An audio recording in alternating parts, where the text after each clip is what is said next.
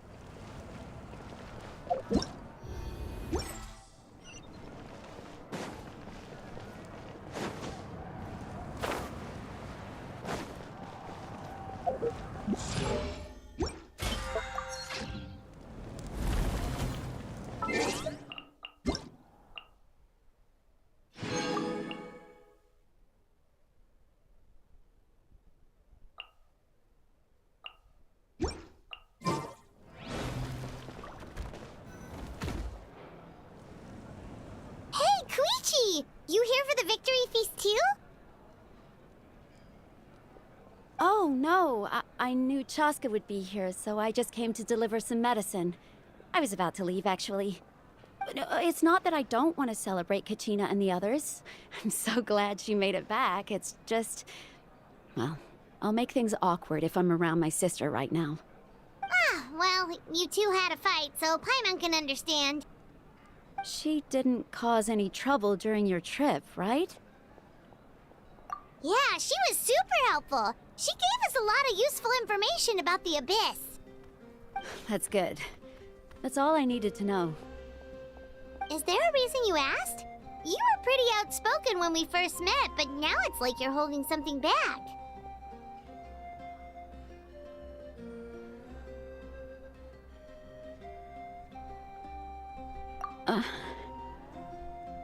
Maybe it seemed unreasonable, picking that fight with her before you left, but I did it for a reason. Her impulse to fight is extremely strong. Her mental strength helps her rein it in, but she still loses control sometimes. I had no idea what you might face in the Night Kingdom, so I didn't want to take any chances. So what you're saying is...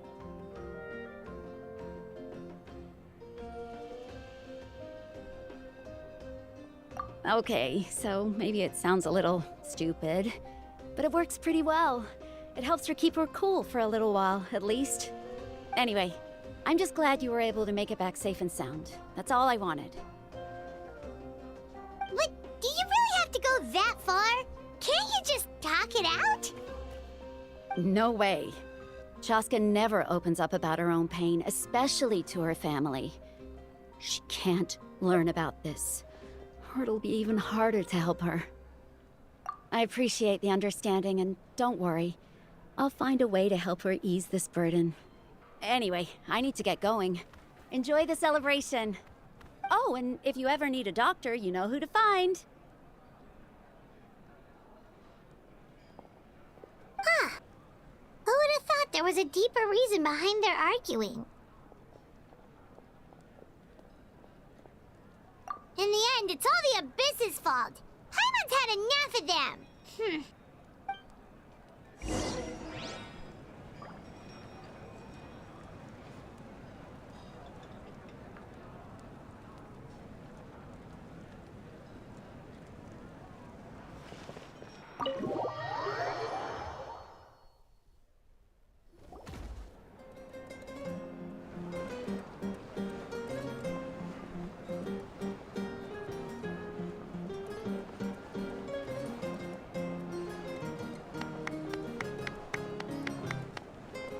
let's give a huge round of applause to our brave young warrior, Kachina! Woohoo! Well done, Kachina. Thank you, everyone. I'm so glad I finally made it. I always knew you could do it. With so much potential at your age, you have a great future ahead of you. You're one to talk. Don't think I didn't know you were the first person to abandon your team. I'll be dealing with you when we get back. I had no choice. My friend invited me. I couldn't just say no. Oh, really? So you weren't just trying to get ahead in the first round?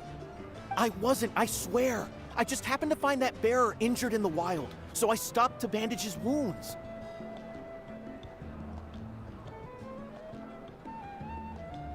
When he insisted on repaying the favor, what was I supposed to do? I'm just one person. I figured Kachina would have no trouble replacing me. But the fact of the matter is that after your departure, everyone else started thinking about swapping teams too. I'm really sorry, Kachina.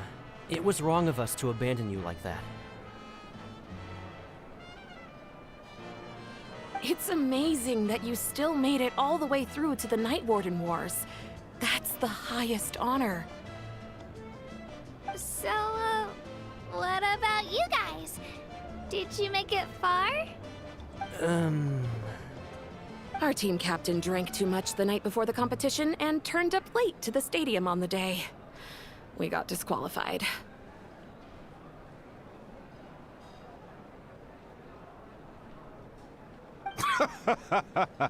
Serves you all right. No sympathy from me. All right. There's no need to be like that, Uncle Pakal. Dear friends, I'd like to say a few words. Firstly, I'm grateful to my friends and our great Archon for helping to bring me back. This traveler and his companion Paimon are some of the strongest people I've ever met. If they were allowed to participate in the pilgrimage, I have no doubt that they'd win the whole thing. They've agreed to let me learn from them.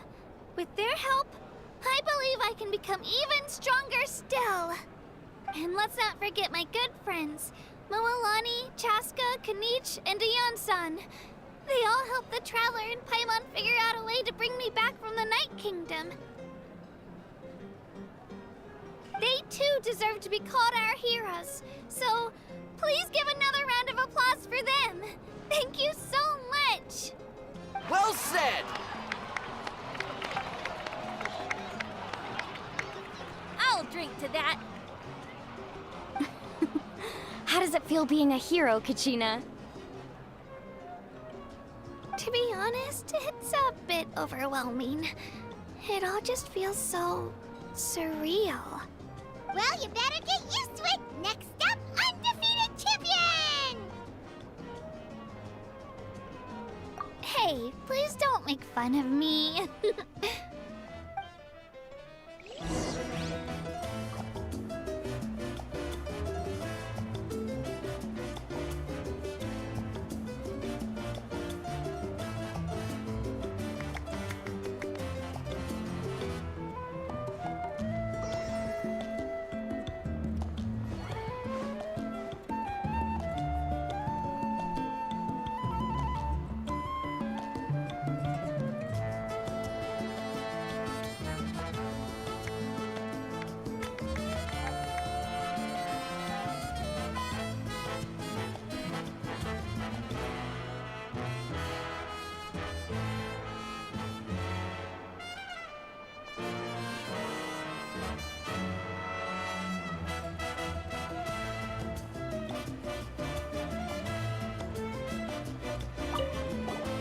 My apologies.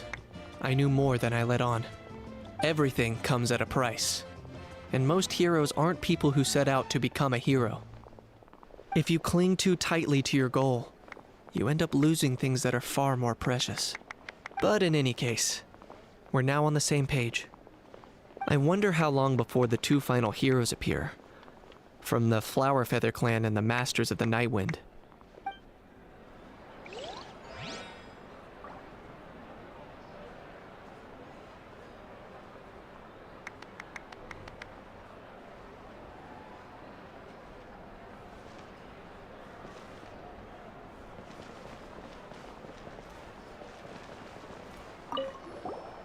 I've been through so much all at once.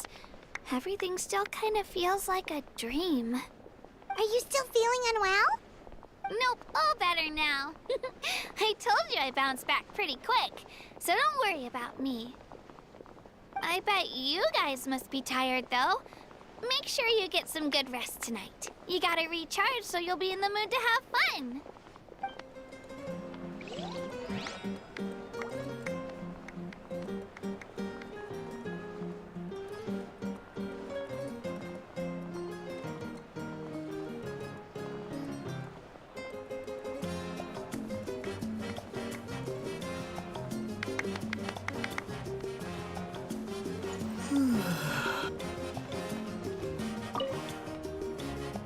At previous victory feasts, you'd always find me in the crowd singing and dancing. But after what I found out today, it's too much. I'm still trying to process it. It does feel weird seeing you so out of sorts.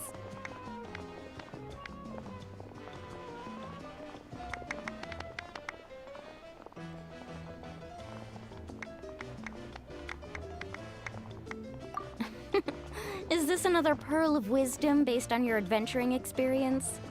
Well, Paimon agrees with the Traveler. Everyone's come together to celebrate Kachina's achievements. That's gotta be a first. You're right. Kachina looks really happy. And now I'm being the moody one. Ugh, enough doom and gloom. Time to shake it off.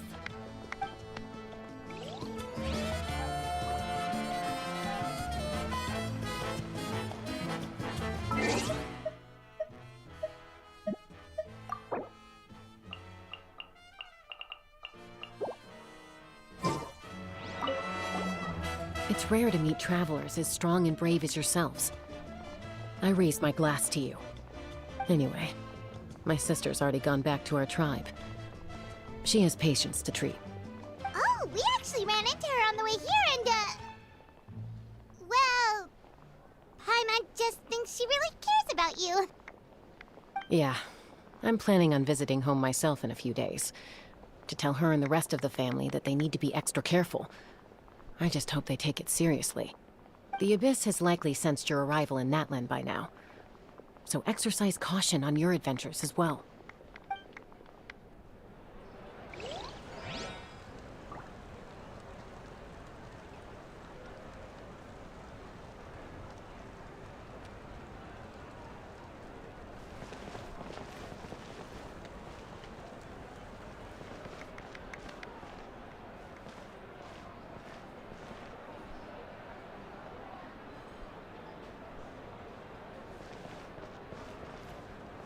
It cost us a lot, but we got Kachina back safely, and that's what matters. There'll be even tougher challenges coming our way in the days ahead, though. We'll have to train harder, make sure we're in peak condition. That includes you, Paimon.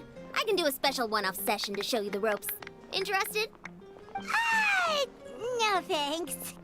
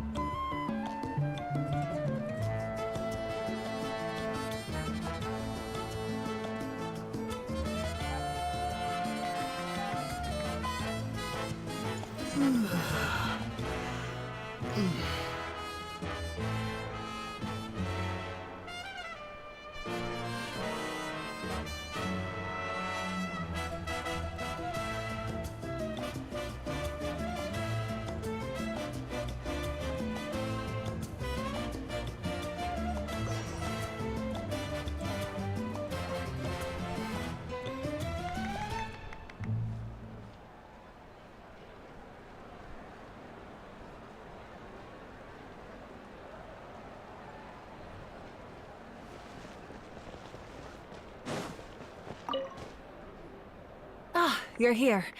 Have some fruit juice. I got it specially for you two. How did you know? That's Paimon's favorite! You look like you've still got questions. Ask away.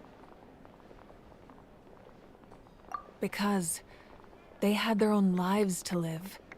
The thought of telling them, abandon your families and everyone you love, and come with me to the end of time, for in 500 years Natlan will be destroyed, it seemed too cruel. You could just as easily point out that everything in this world would come to an end eventually.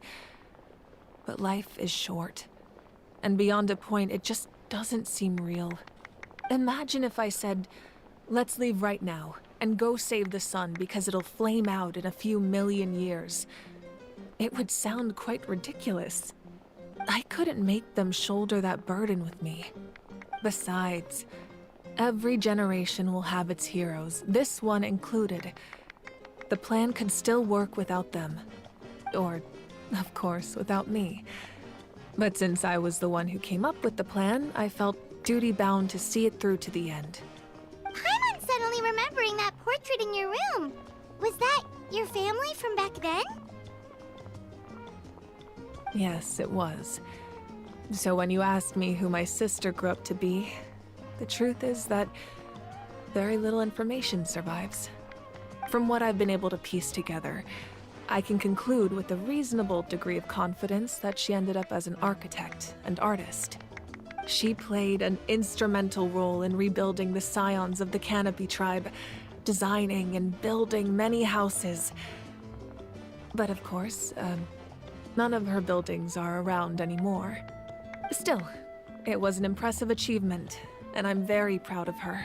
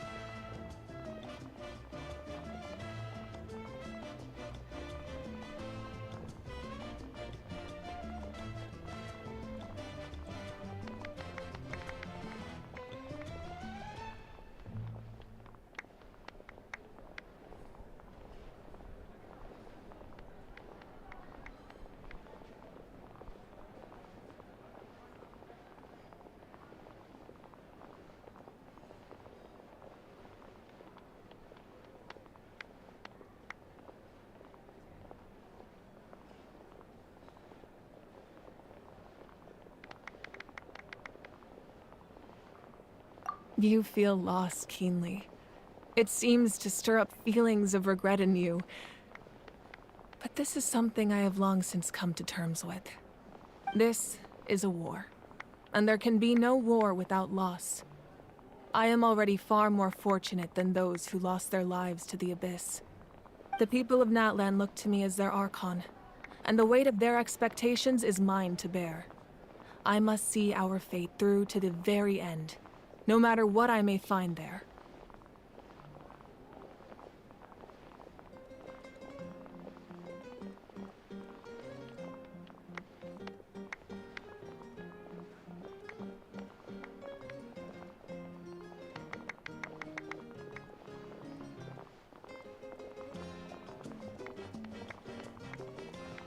Yeah, doesn't that mean the way everything ends has already been written, including your plan? I suppose, but so what? Don't forget, time takes many forms. The past, present, and future coexist, and all are equally important. Even if the future ends in destruction, there's still no reason to give up on the here and now. And it's precisely because we humans cannot know our fate that we will never give up on our struggle. This is a pivotal moment. We are still 2 heroes short. Well, 3 to be precise. There's one further hero who I'm hoping to get on my side, whatever it takes. Your resistance to the corrupting power of the Abyss is truly remarkable, It would easily make you an all-important figure in the upcoming battle. If you agree to join us, you will not only gain my full support in your journey, but I will also forge a brand new ancient name for you. Ancient names can be forged? They can. Several strict conditions must be met, but if they couldn't be forged at all, then the number of them in circulation would have long dwindled to 0. Possessing an ancient name would mean that your adventures in Natlan are recorded in full. Your stories would be remembered by our people for all the years to come. The Ode of Resurrection may have temporarily lost its power, but still, take this as my personal guarantee that I shall never let you fall. Just like in the Night Kingdom, I will be there for you. That is a promise I will fulfill at all costs. This nation always honors its heroes. Yeah, we can't just ignore the situation here. Wonderful. Then I'll reach out to Shilonen right away. She's the one who will forge the name. We've never forged an ancient name for an Outlander before, but I trust she'll find a way.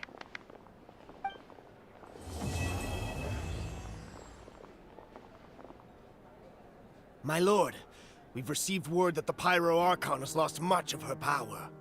Although your injury complicates things, this is most certainly the opportune time to seize the Gnosis. Victory and defeat are rules, not outcomes. I have never taken advantage of an opponent in a time of weakness, and I don't intend to start now. As for you, I must confess, I did not expect that little trick of yours to save the day. No matter how dense the fog, as long as the sun remains, we cannot turn day into night. She could have dispelled it. She simply chose not to. You don't have much time, and you're injured on top of that. What do you plan to do next? I'm beginning to see just how useful you may turn out to be. You heard something from here, didn't you?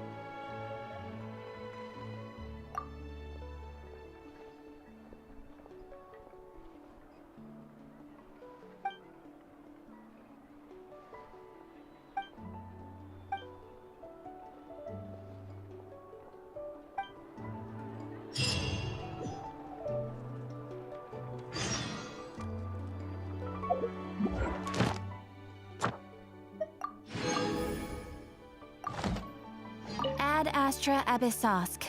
Welcome to the Adventurers Guild. Thank you for completing today's commissions. Here is your reward. Ad Astra...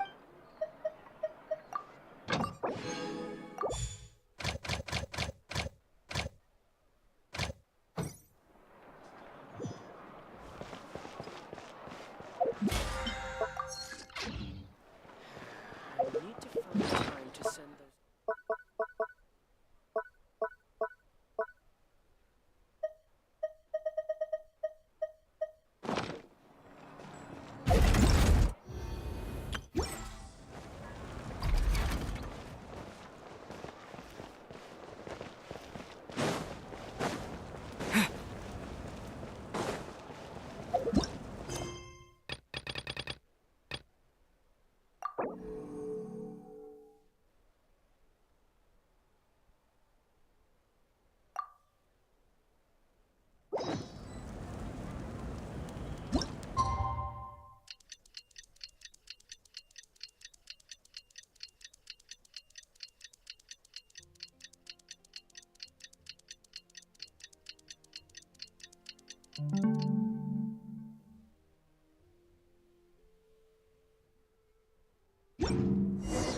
Things have been looking really rough for Natlan lately.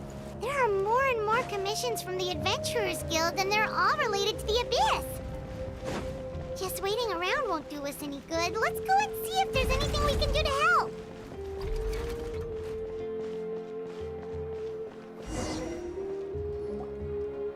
I see. Thank you so much. The Adventurers Guild has been overwhelmed these days. No worries at all. We've always valued the strength of adventurers. Given the current situation, it's vital that we all work together. Since we're facing the same enemies, I'll send you the intel we've collected on the Abyss so far. Then we can take a look at how to coordinate our efforts.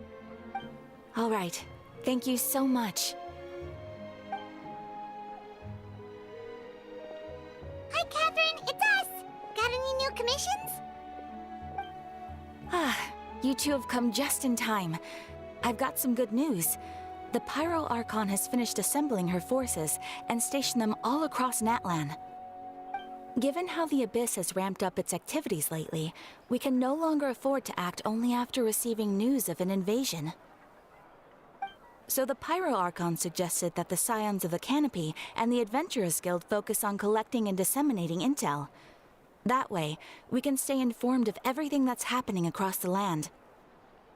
Once we receive word of enemy activity, we can notify the nearest camp and the stationed forces can take immediate action. Yes, precisely. This should also allow us to focus on gathering information, rather than running around and trying to tackle everything at once. So please also take a chance to relax, you two. You've been working hard these days, and this will be a good opportunity for some well-deserved rest. So that's the plan. Whew, we can finally stop and take a break. Paimon knows that. It's not like Paimon just wanted to lay here and do nothing. The movements of the Abyss are always unpredictable. There have also been times when it suddenly became more active in the past. The people here generally see it as something like an acute natural disaster. Once the disaster is over, everyone will return to their normal lives. We just all hope that day will be sooner rather than later. Oh, right. Most people have no idea just how bad the situation has gotten in the Night Kingdom.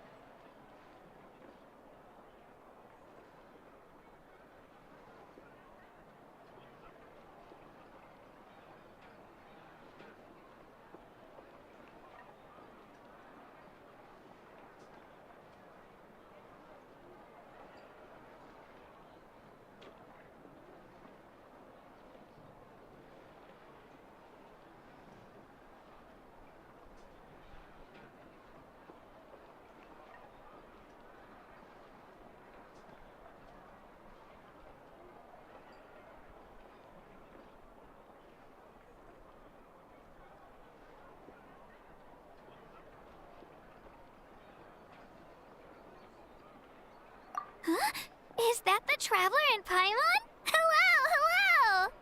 Oh, hey, Kachina! Are you feeling better now? Yep. Now really isn't the time to stay home and recover anyway. I wanted to do something to help. I heard that the Pyro Archon is gathering warriors to be stationed in the more remote areas. So I came here to sign up.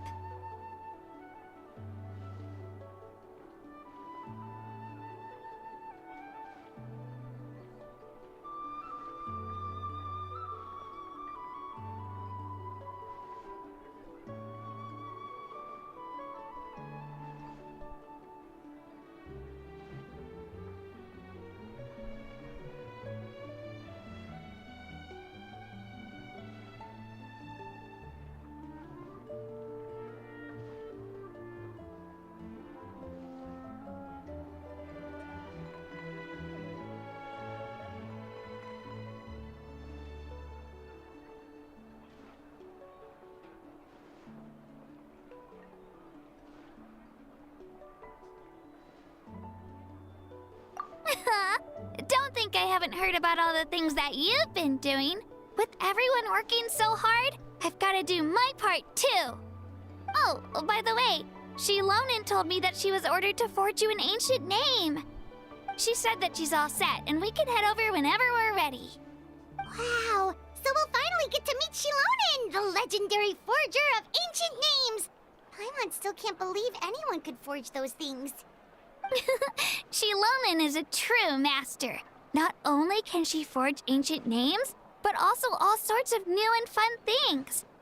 She's always got a pile of commissions on her plate, so you usually have to wait a while before she finishes something.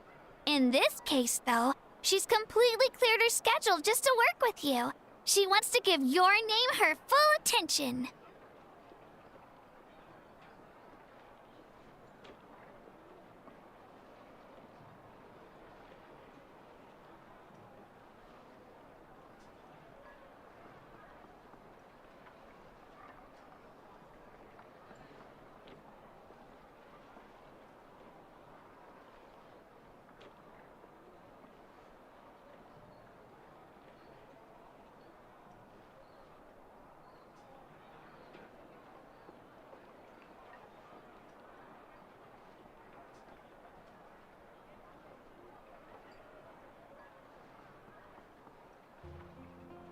Well, I've already signed up as a warrior, so all I have to do for now is wait for my assignment.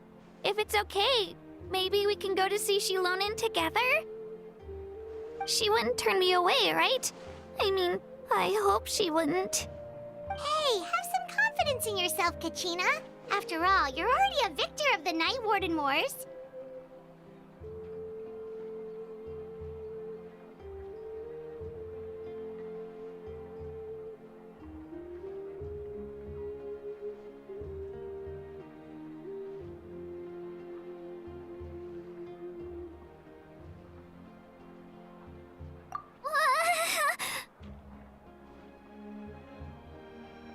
On second thought, maybe I'll just find a hole in the ground to jump into and hide for a while.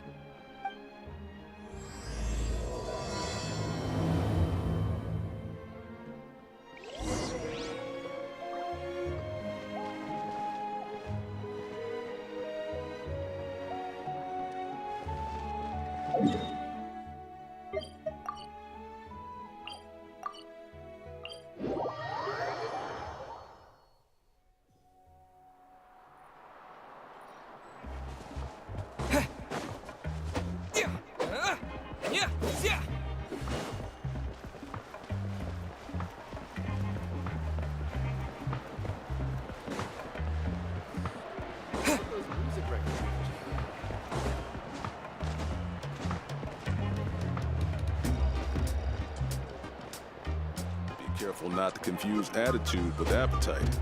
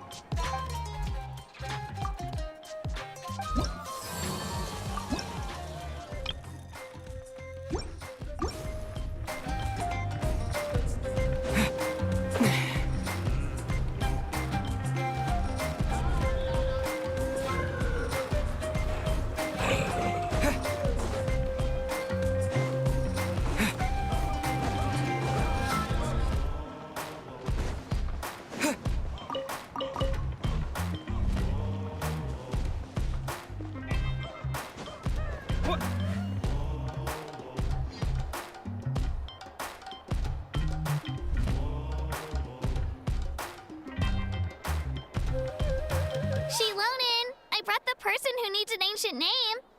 He's super amazing, and I've already learned tons of stuff from him. I can vouch that he's really worthy of a hero's name. Ah, yes, so I've heard. So young, and yet you've already got quite the reputation. Wait, are you Outlanders?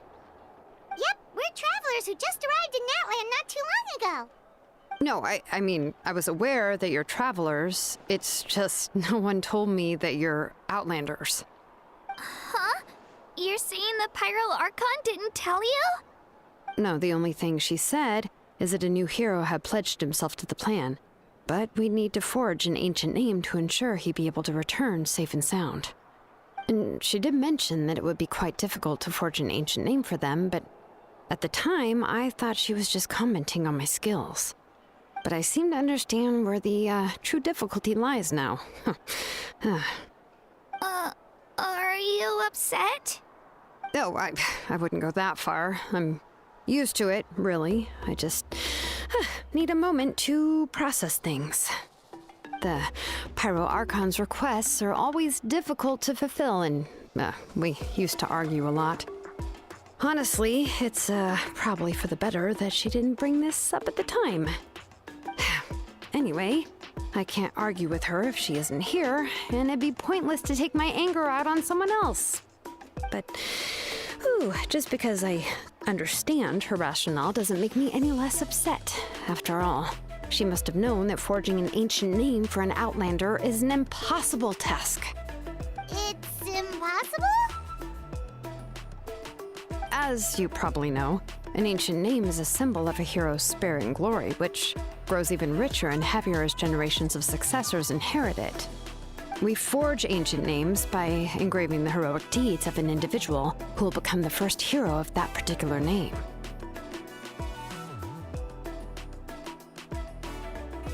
Yeah! I saw countless feats recorded in their adventure handbook. It felt like they could do anything. But they were all performed outside of Natlan, correct? Yeah, that's right. Then those deeds haven't been recorded by the Night Kingdom. To take it one step further, even if you had performed heroic deeds in Natlan, as an Outlander, your actions still wouldn't have been recorded by our lands.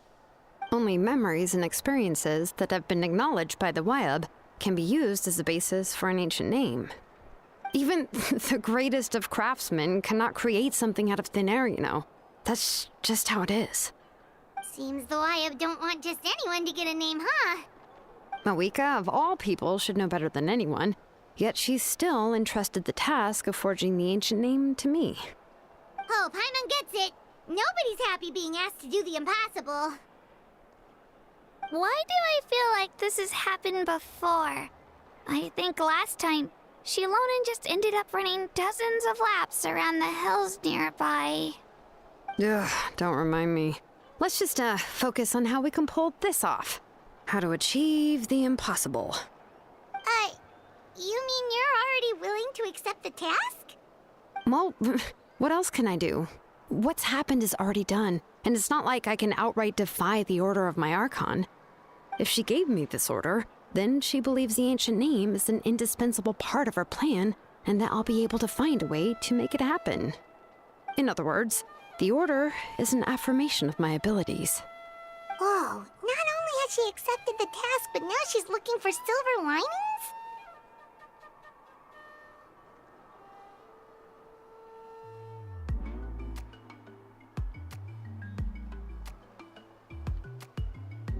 Yeah! Let's see if we can find some special way to pull this off. If we really can't make it work, I'm sure we can still go back and talk to the Pyro Archon, right? The key is getting the Wyab to somehow acknowledge the traveler's existence and record his heroic deeds. We heard the voice of a Wyab when we were in the Night Kingdom before. We even had a whole conversation with her. If we can talk to her again, maybe we can figure something out together. Well, every tribe has their own Wyab. How do we know if the one you met is indeed the best one for us to talk to? Plus, considering the unprecedented nature of this situation, I don't know. That requires a level of knowledge that I do not possess. Plus, considering the unprecedented nature of this situation, I have a feeling that the acknowledgement of one Wayab alone would probably not be enough.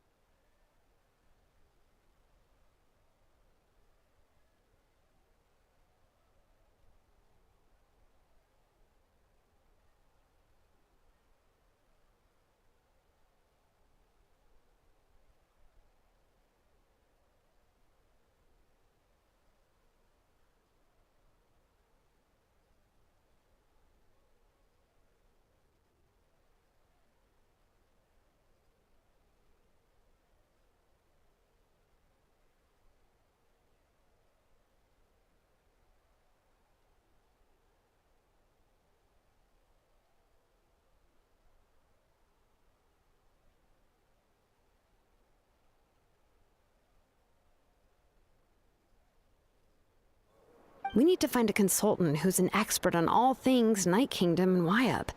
The first person who comes to mind is Lali at the Masters of the Nightwind, the one we call Granny Eatstali.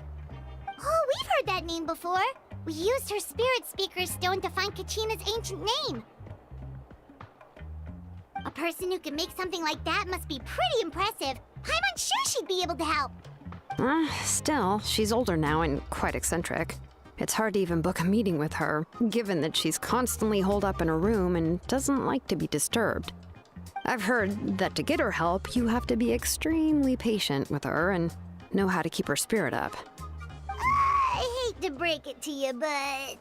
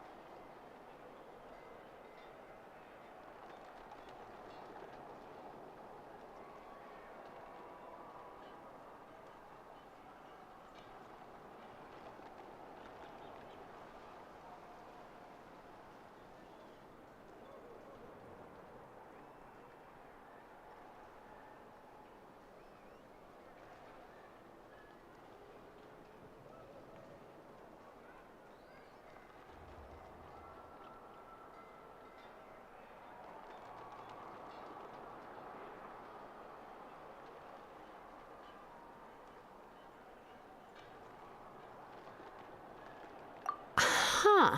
Why is that? I mean, didn't she already help you before? And you even managed to save Kachina. Well, yeah. At the cost of her spirit speaker stone being split into two. Huh? Great going, Moeka. We're already off to a rocky start here. In that case, I guess your only option is to try to emphasize that this is an important order from the Pyro Archon. Hopefully, Lali would still want to show respect to the Archon. I'll also write you a letter on your behalf. If you can find someone to deliver it and mention some good things about you, then that should help too. Oh, let's ask Kanich to deliver the letter. He understands the whole situation and is already a familiar face to her. Paimon sure hopes a Hal won't interrupt when he's talking, though. All right, Kanich is a seasoned negotiator. I trust that he'll know the best things to say. Great! Then I'll go contact him right now. Please just give me a moment to write the letter, and we can meet up near the Statue of the Seven later. Sounds good! We'll take a stroll in the meantime.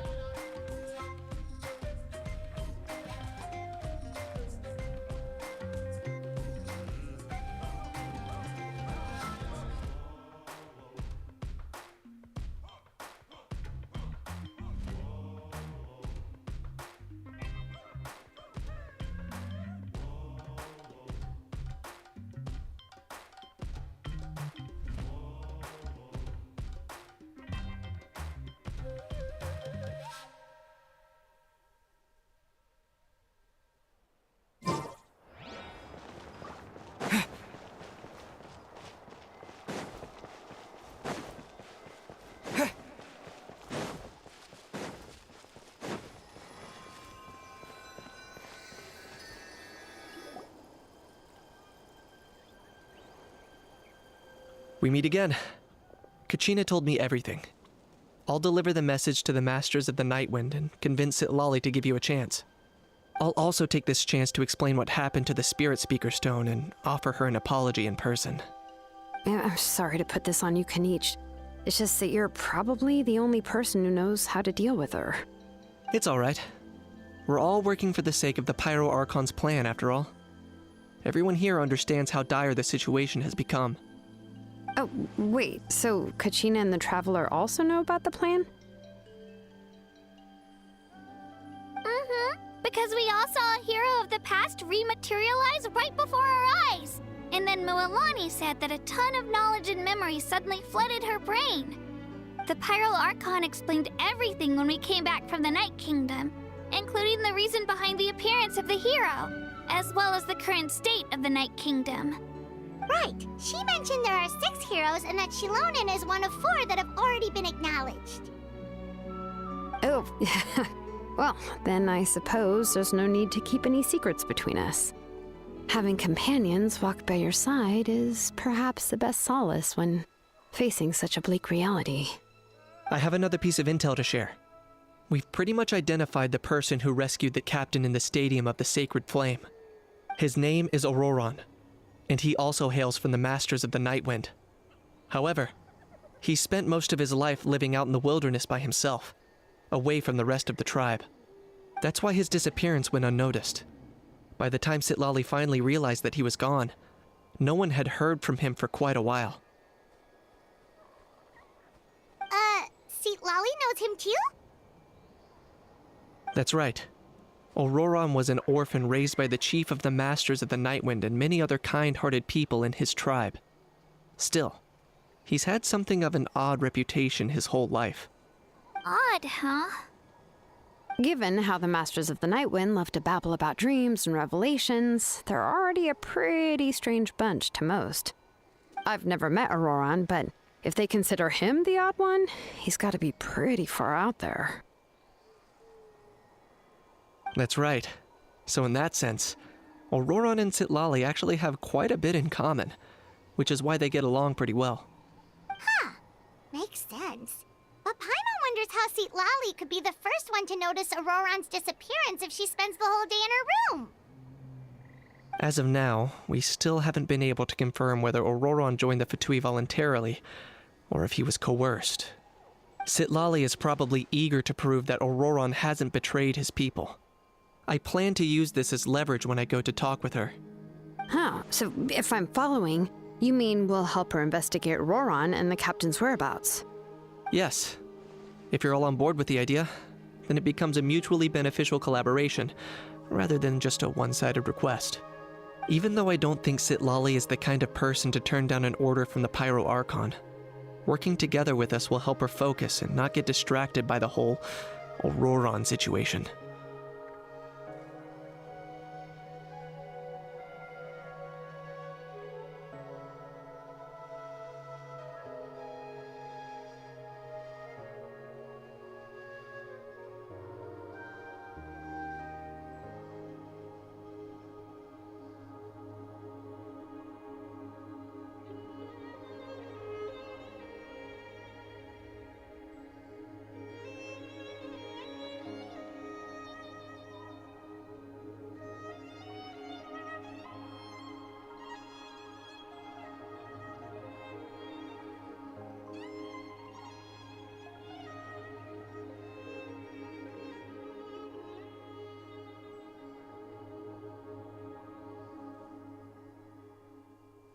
Yeah!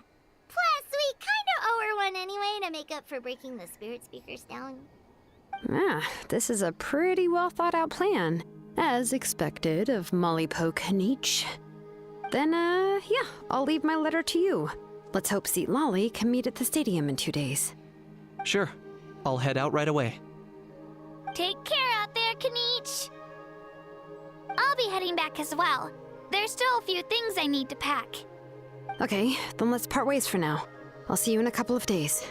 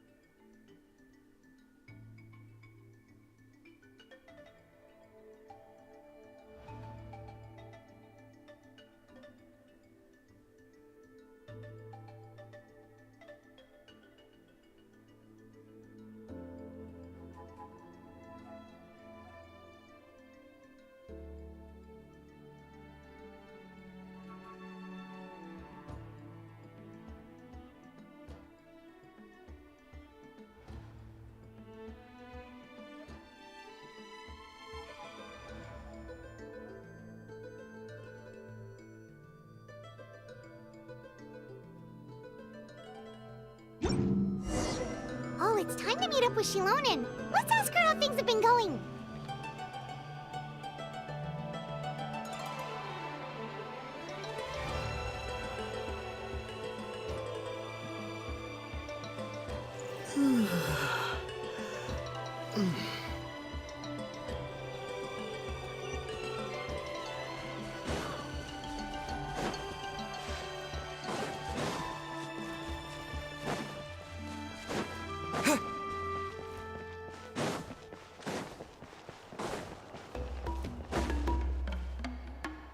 Shilonen, how's everything going? Oh, hi, Traveler and Paimon. I have bad news. Lolly did not reply to our request, although I suppose I'm not too surprised. Huh? You mean she didn't even bother to give Kenichi a response? Guess she really does have quite the ego then. Yeah, well, she can be also quite eccentric, though she's one of the most gifted people around. Even the Masters of the Nightwind often struggle to work with her. My guess is that she probably has other reasons for not deigning us with a response. But let's go to the stadium and see if we can meet her there. If we do get a chance to talk to her in person, we can still try to work something out. That's true. Let's go!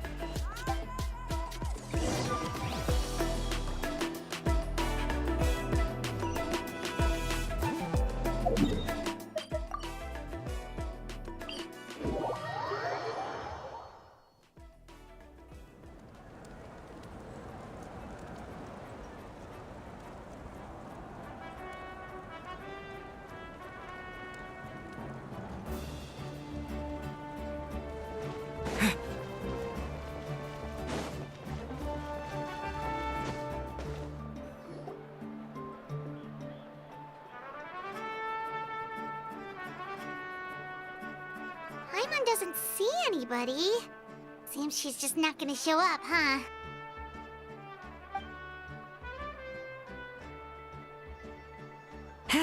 Well, we tried to be as considerate as we could, but she's under no obligation to help. That might be true, but this is still a request from the Pyro Archon, right? Shouldn't a subject always answer the call of their Archon? A subject? Well, if you ask me, I'd say we're all more like friends with the Archon. Yes, Mawika is our leader, but that doesn't mean there's any kind of tall barrier between us and her. The only thing is that she often has very high expectations of us.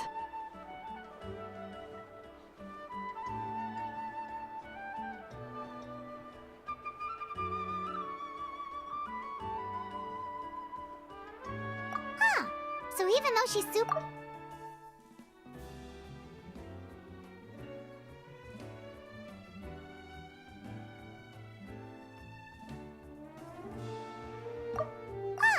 So even though she's super powerful, it sounds like she's actually pretty down to earth and easy to get along with.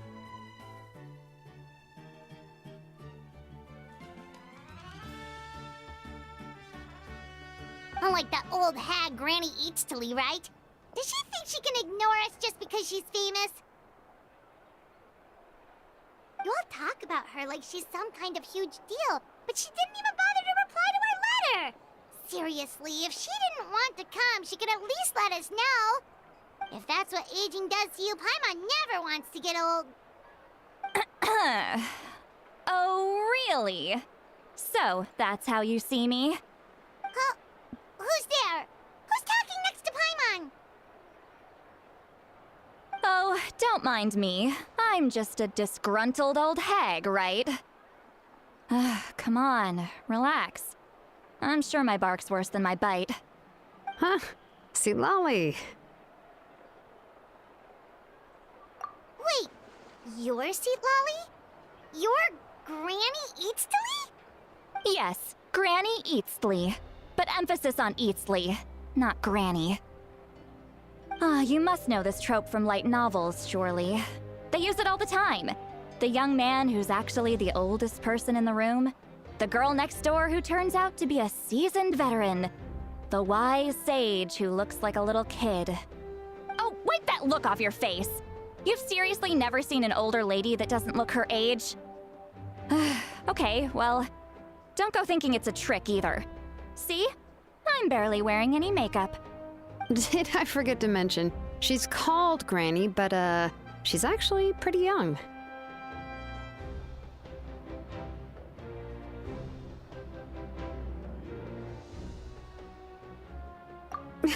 It was an honest mistake. I guess we've just gotten used to it. I'm sorry.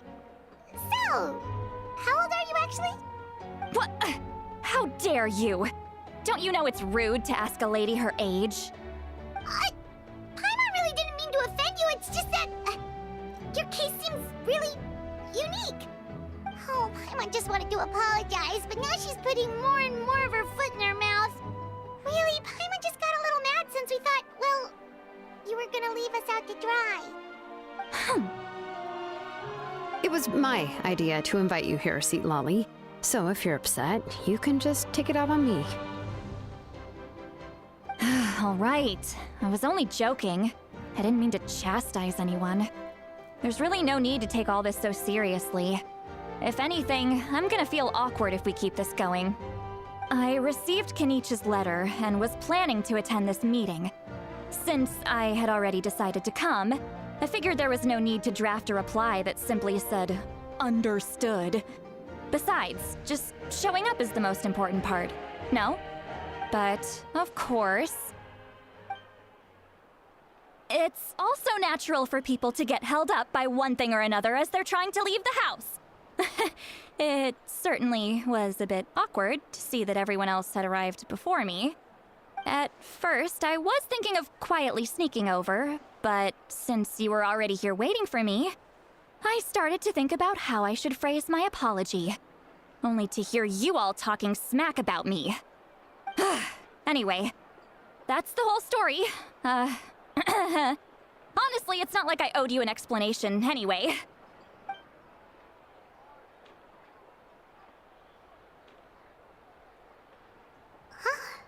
What's with that expression? Was she feeling embarrassed just now?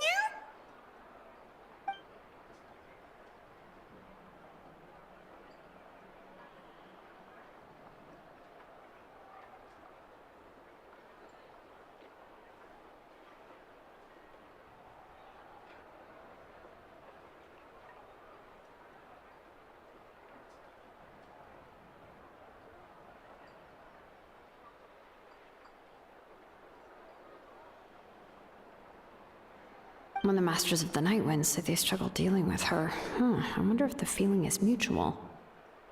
She seems to be pretty awkward herself. Everything she does and says seems a little forced. Anyway, Shilonen, I heard that you require my help in crafting an ancient name. Correct. The situation isn't like anything we've handled before. Let me explain. I see. So Mawika has asked you to forge an ancient name for an Outlander. Well, that would be a first. And you've also heard all about Auroron. I must say, he's always been a good kid. I can't see him joining the Fatui of his own volition. He must have been coerced somehow.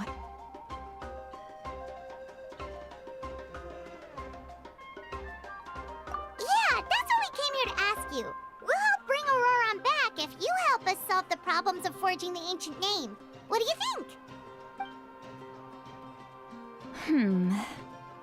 I suppose I'll just call you Traveler for now.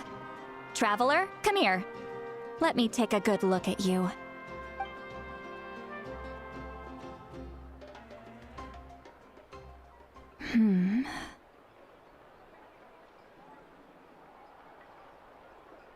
Wealth leads to unending conflicts between people.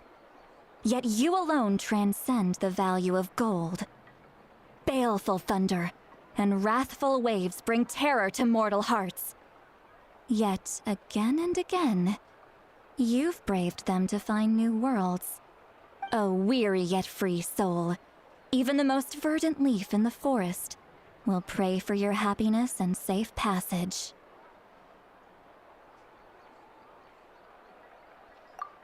Those are all the things that I could see in you.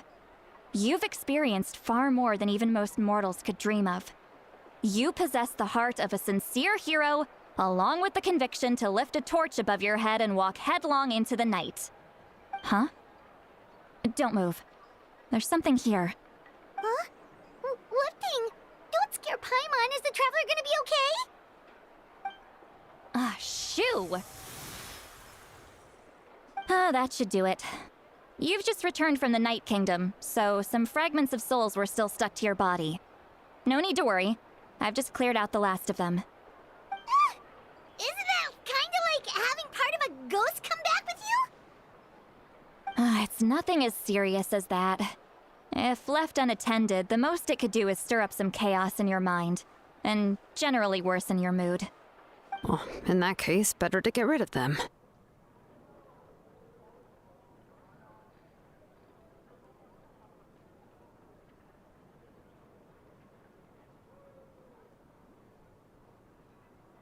It was nothing. Shilonen, let's follow your proposal. Once you've brought Auroran back, I'll take you to see the Lord of the Night. The Lord of the Night? But don't we need to talk to the Wyab of the tribes? Something this important is beyond their jurisdiction. Only the Lord of the Night can decide whether we can grant an ancient name to one who does not hail from our lands. The Lord of the Night is an ancient entity that rules over the entire Night Kingdom, constantly borrowing the power of the sacred flame to combat corrosion from the abyss. Oh, so you're basically saying it's even more powerful than the Wyab of the tribes. Well, that sort of makes sense, being the lord of the entire Night Kingdom and all. Not exactly. It's not so much that one's more powerful than the other. But never mind. That's not important. It would take too much time to explain. Just listen carefully to what I'm about to tell you. The Lord of the Night is currently in a deep slumber, and we can only communicate with its consciousness while in a trance. In other words, in a dream. But I will need to prepare a few more things if we are to hold a ceremony to achieve the state of the trance. I'll make a list. Can any of you get everything for me? I can go. It'll probably be a long list, so better leave it to someone who knows all the local vendors. Sounds good. Then we'll go with St. Lolly to track down Auroran. Phew, the Fatui are nothing to scoff at, so please, be careful during your investigation. If you need any help, just come find me. Yep, we'll be sure to play it safe.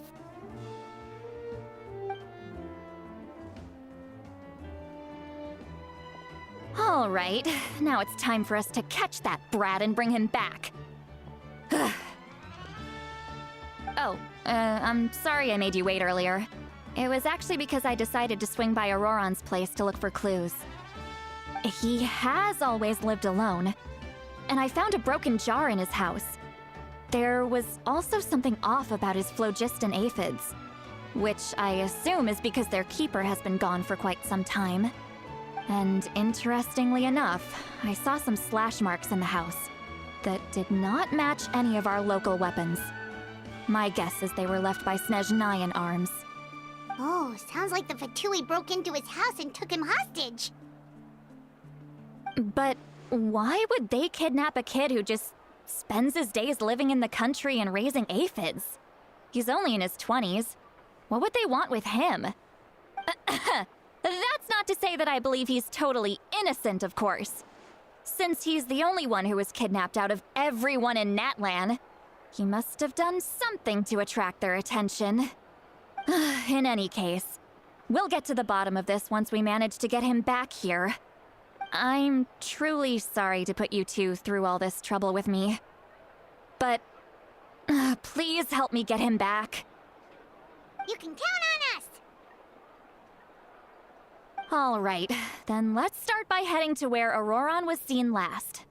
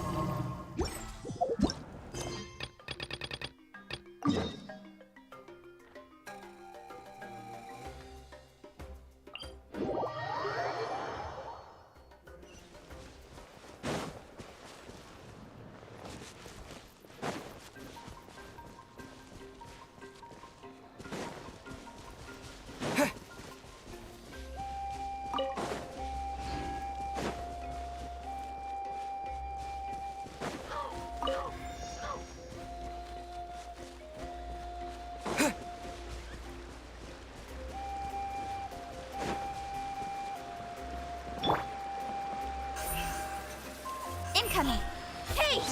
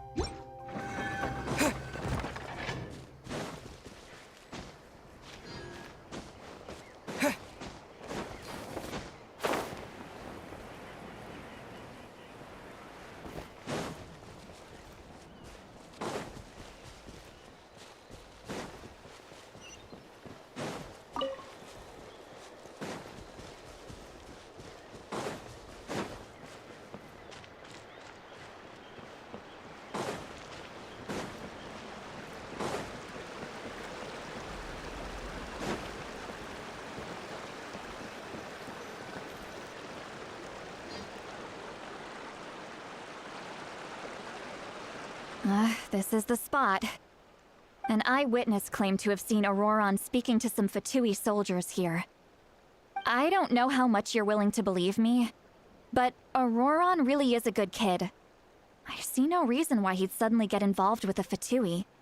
I'm convinced that what the witnesses saw was actually the Fatui coercing him, or perhaps trying to extract information. However, I doubt anyone would believe me, given there are no signs of a fight. Didn't Kanich say that she's a big name in Natlan? Feels kinda weird to see her so frustrated and helpless like this.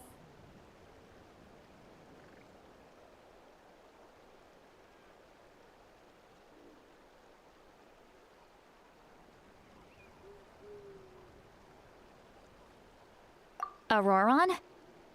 Well, he was left at the side of the road as an infant, and the people of the tribe took him in. You could say that everyone had a hand in raising him. He learned a lot from us, and once he reached adulthood, he built himself a house out in the countryside. He spends most of his days growing vegetables and raising aphids, living off of what he harvests from the garden. He's always been such a good kid. He would even get his friends to deliver whole bags of fresh produce to my place.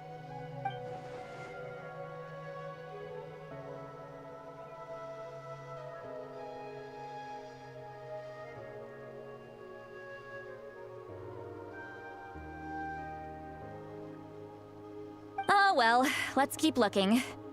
He can answer all of our questions once we find him.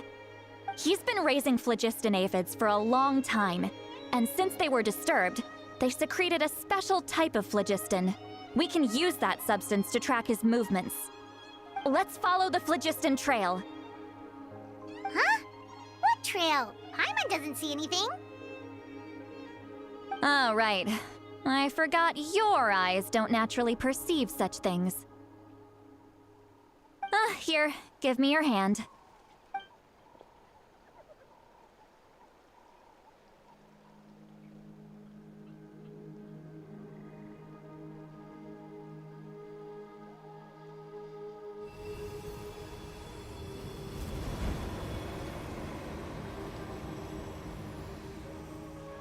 Huh?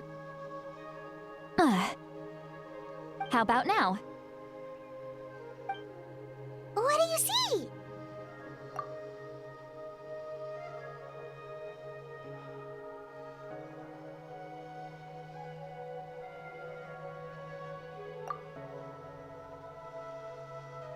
Whoa, Paimon can see it now too!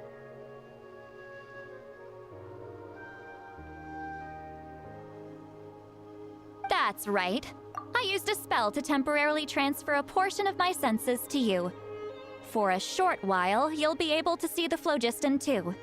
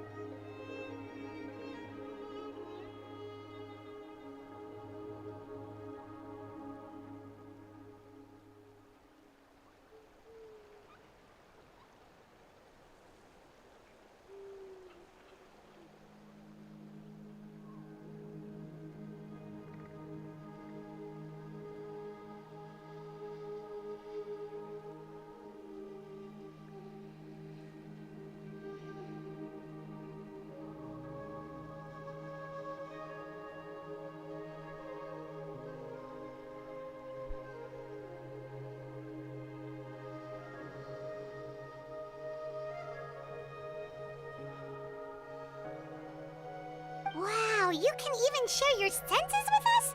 First time Paimon's heard anything like that. It requires a very rare spell that most people aren't adept at. But don't worry, it's a cinch for me. Between the two of you, it seems the Traveler's senses are a bit stronger than Paimon's. When I held your hand just now, I could sense that you've got a great affinity for phlogiston. You're extraordinarily gifted. Anyway, we'll need to use our vision now to track down Auroron. Good luck, you two. Over here, this way! See, Lolly might say a lot of deep and confusing stuff, but this spell of hers is really something. What was that? Oh, Paimon was just complimenting you, really.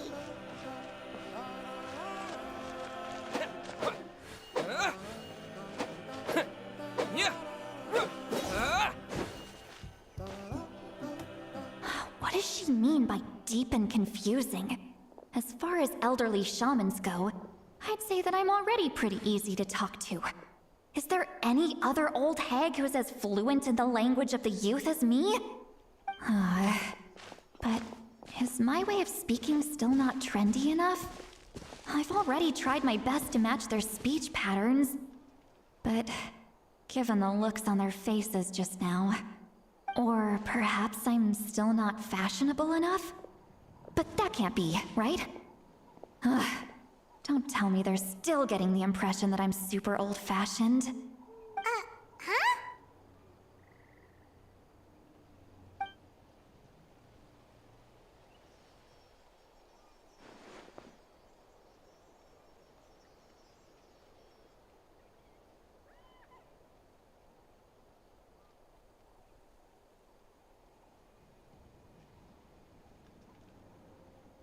Was that Seat Lolly's voice?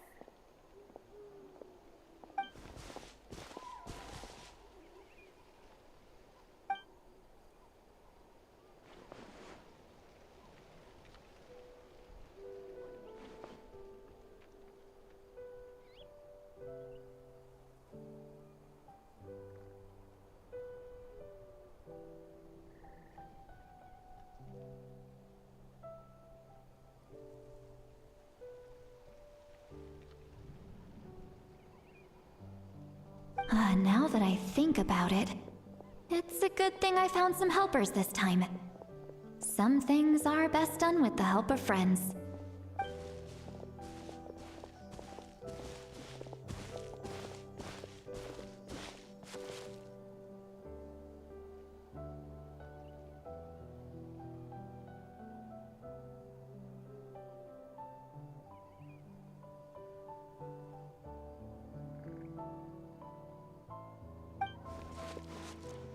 Oh?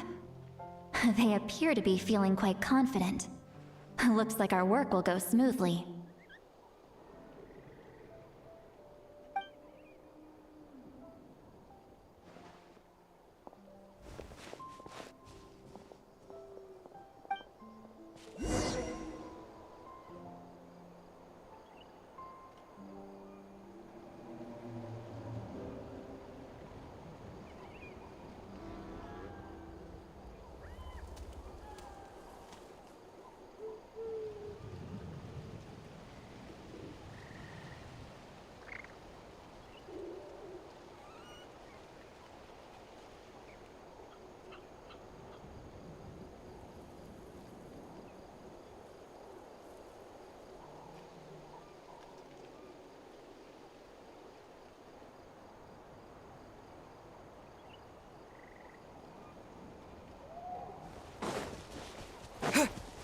Hey, looks like there's a new camp over there. Yep. Judging by Paimon's experience as a guide, it definitely looks like people set up camp here. Wait. The phlogiston here is a bit odd. Let me see. Paimon sees a small shape here. Could it be some sort of symbol? This is a distress signal for the Masters of the Night Wind. Only someone from our tribe would recognize it. So Auroron was indeed being threatened. We've got to find him, fast. Leaving such a subtle mark implies that he was trying to be discreet. In other words, he was probably under the Fatui's watch. If they notice us, we can just charge in and fight them to the death. But what if my darling grandson is also there? I can't have him caught in the crossfire. No, I've got to be careful. Otherwise he'd get hit as well. How annoying. No, I've got to stay calm and keep my composure.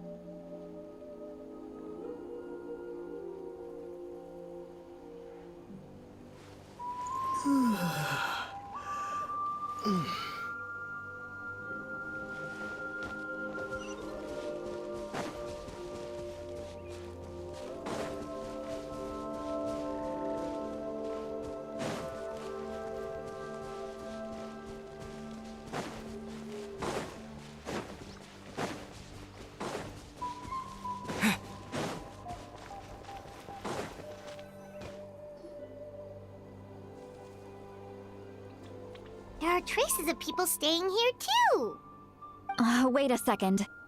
The phlogiston around here is jumbled up. I can also smell a mix of elements in the air. Pyro, electro, and some other elements as well. Kanich told us that you were super amazing. No wonder you can sense so many more things than us.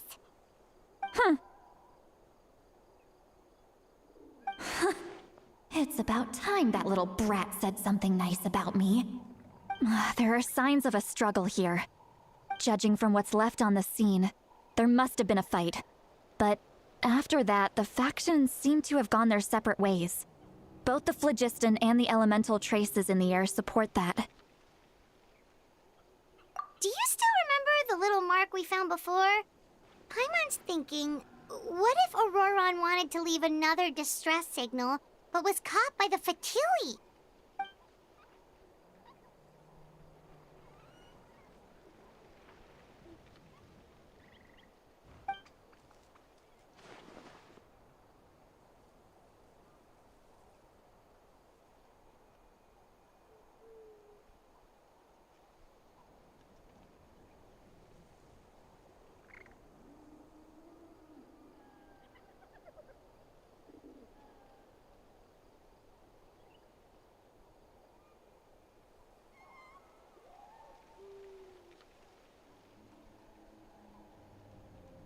Given there are two signals leading from here, we should split up as well. I'll take this direction, and leave the other one to you. Let's meet up again later.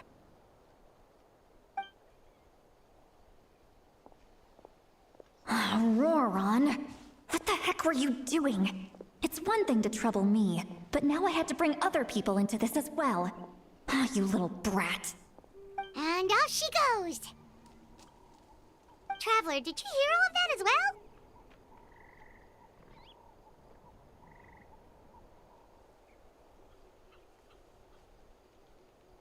Once Lolly left, that voice went away as well. Paimon even tried calling her name inside Paimon's head, but there was no response.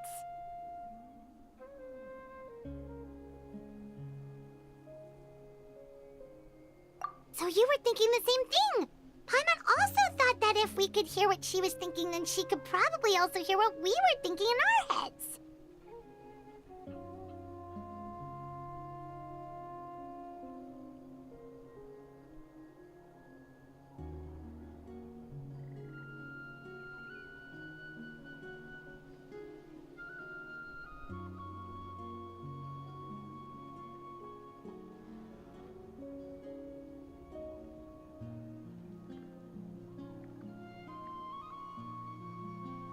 She did say that she was quite adept at this spell, and it doesn't sound like she's had any trouble with it in the past. Huh, maybe we're a special case and can hear her thoughts as a side effect. If you think about it, she's really got a lively inner world. It paints quite a different picture from Paimon's first impression of her.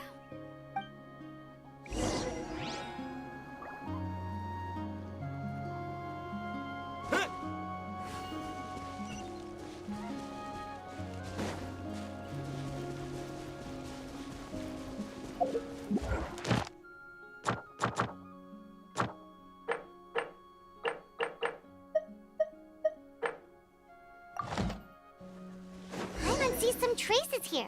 Let's follow them and see if we can find anything up ahead.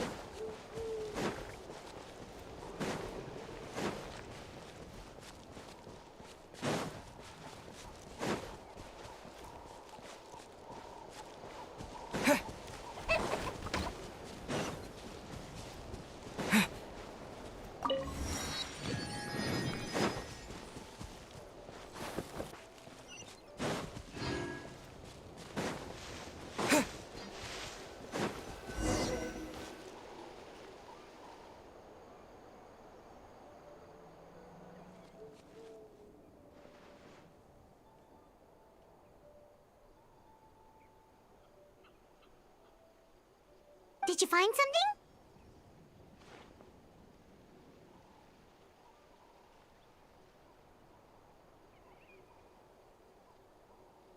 Huh.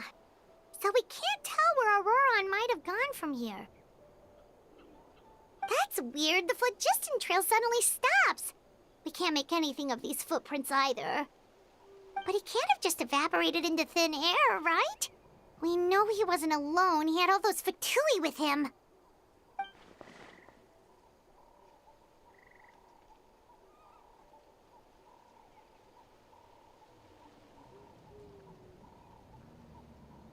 So, you can hear the sounds of the wind from beneath the earth.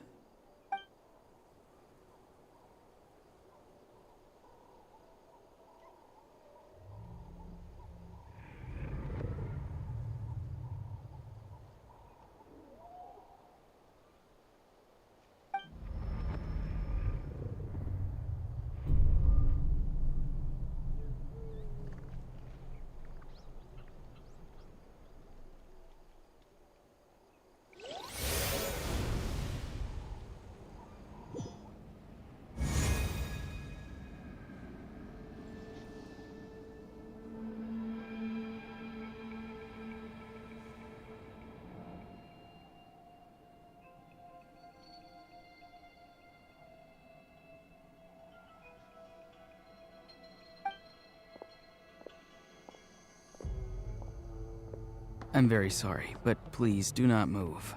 I have no desire to hurt you. I apologize that our first meeting has to take place like this. It's just that you're much like one of those animals with ears that perk up as soon as it senses danger in their environment. And given your combat proficiency, I would not have been able to gain an advantage over you if you were anywhere else in the world. However, you're now in the Night Kingdom, a familiar domain to the Masters of the Night Wind. Hello, traveler. I'm Auroron, the one you've been searching for.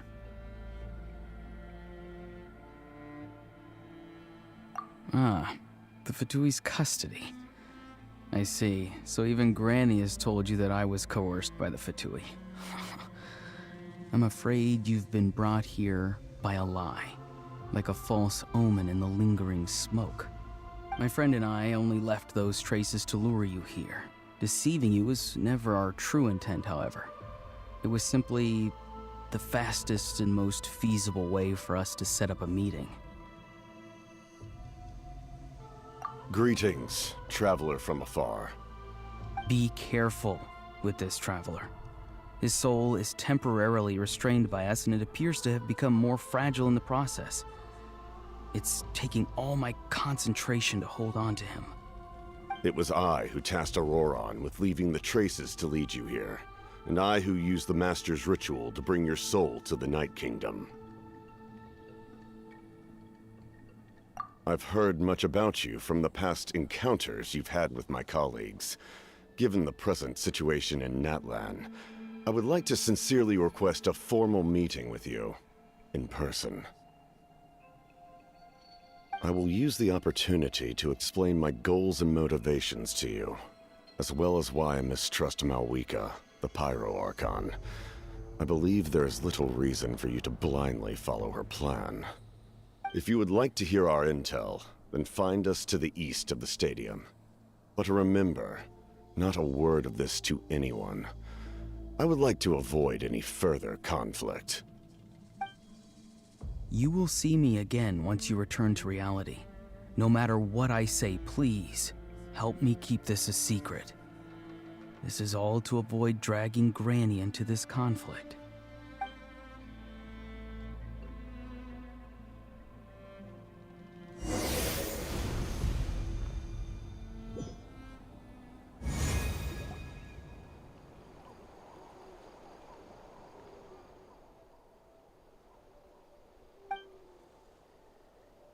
Hey, what happened just now? You suddenly collapsed and stopped responding.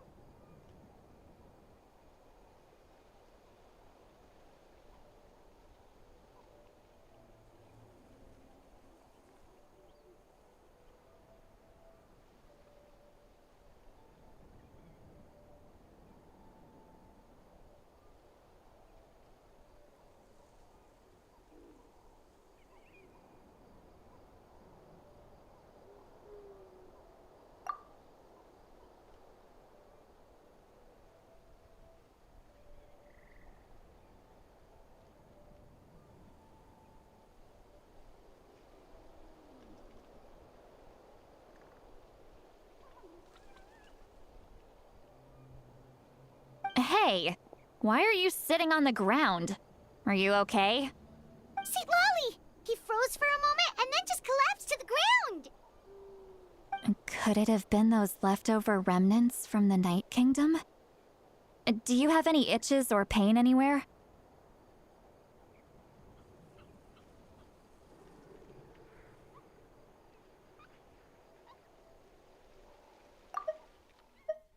See, Lolly! He froze for a moment and then just collapsed to the ground! Hey, why are you sitting on the ground? Are you okay?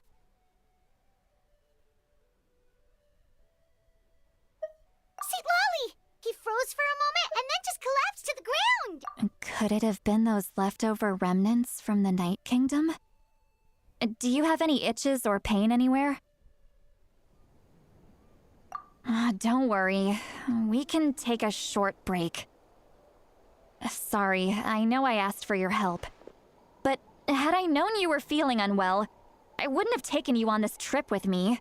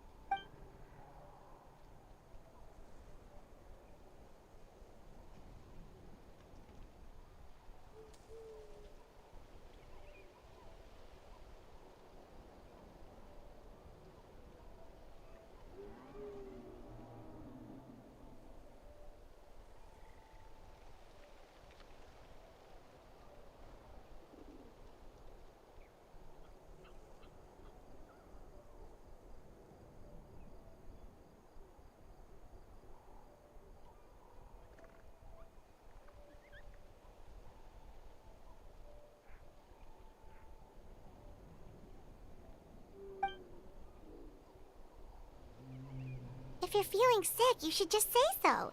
See, Lolly should be able to, exorcise any ghosts or weird stuff that you picked up in the Night Kingdom. A seasoned traveler must know the importance of not pushing yourself beyond your limit. If you need anything from me, just say the word.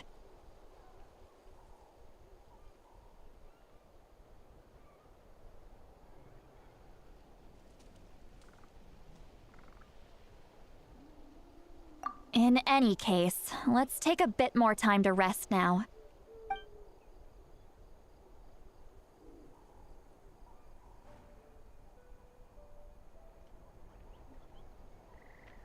Need to be more careful next time. Feeling better yet, Traveler? All right, let's get ready.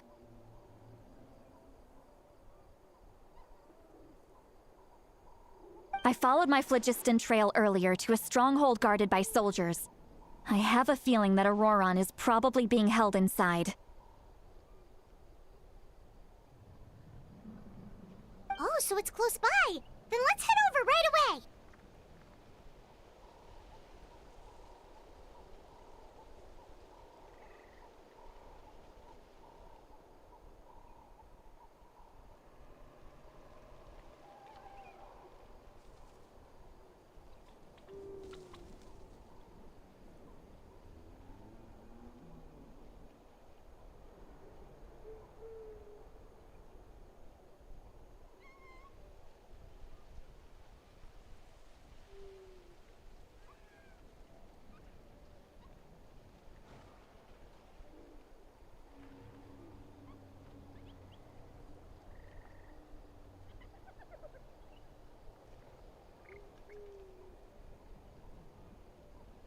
Well, I recruited you to be my helper, which means we're in this together.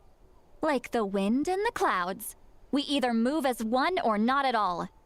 But if you want to make it up to me, then just be sure to fight extra hard when the time comes.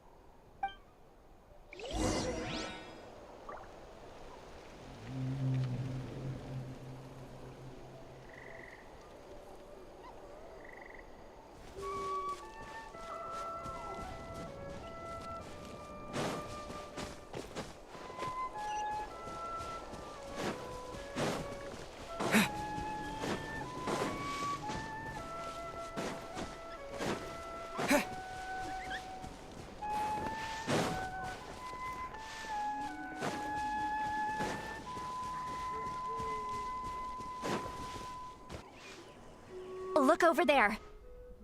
Huh? Paimon thinks she sees someone in the middle of the camp. That's Auroron. So he really was taken by the Fatui.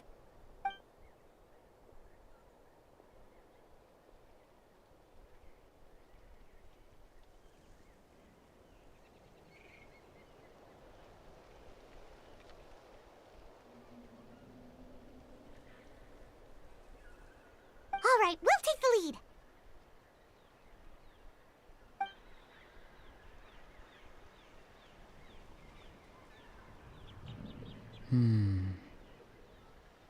Hey, quit daydreaming. Don't you have work to do? I cannot see the sun. What? Without the sun, I cannot see the truth. You are currently blocking the light, so I must beseech you to move aside. Huh? Okay, Mr. Philosopher. That's enough mumbo-jumbo. Wow. I'm going to rip that guy's head right off. See, Lolly's struggling to control her temper now. Are you ready? Let's go kick their butts. On my count. 3, 2, 1! Still trying to resist? You've got no idea who you're up against! Excuse for slackness. In this quickly!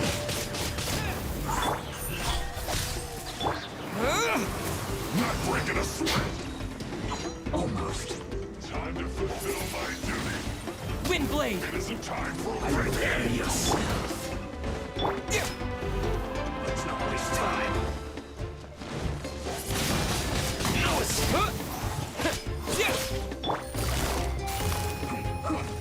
Quietly now.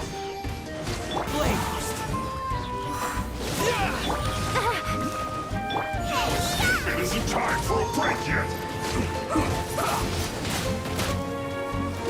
This should be fun. Maybe I wasn't meant for this world.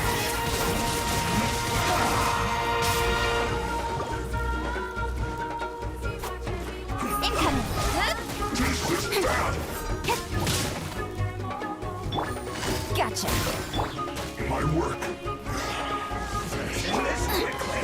Out of the frying pan, into the fire! Here comes the catch.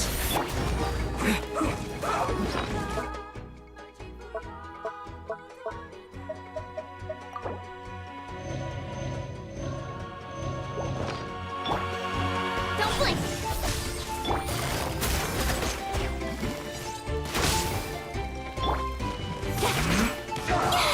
I'll be fine.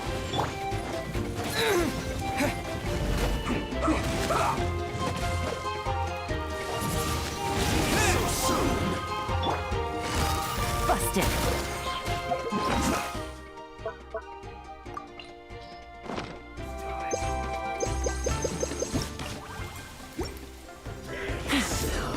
No. Let's end this quickly.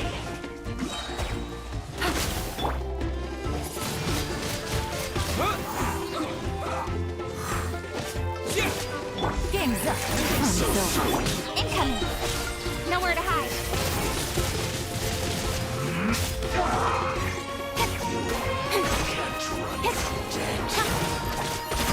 Boba, get them! Race you! You're toast! With the wind! Let's end this quickly. Speed of light! Ah! Gotcha.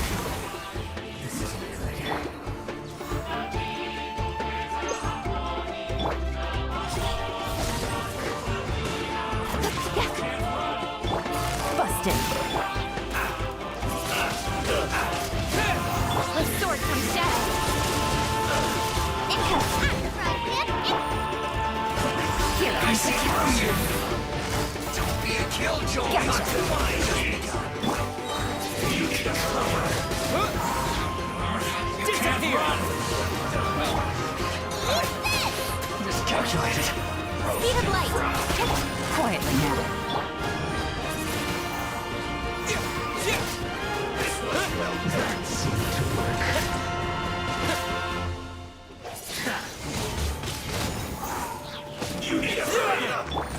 Busted. Incoming. Hey! Things are about to get dicey.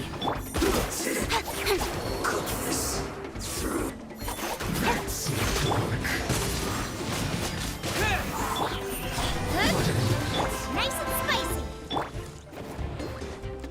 Nowhere to hide.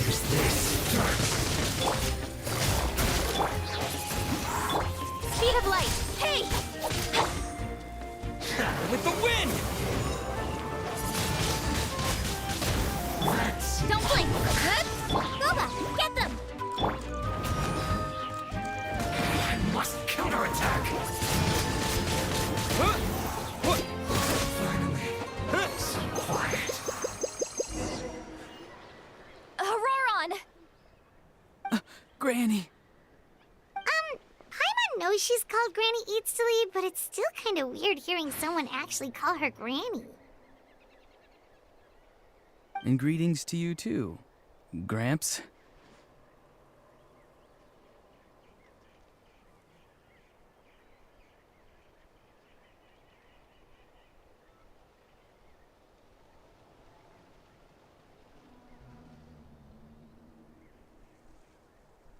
What did you just call him? Gramps? Is that not right? You're Granny's friend, are you not?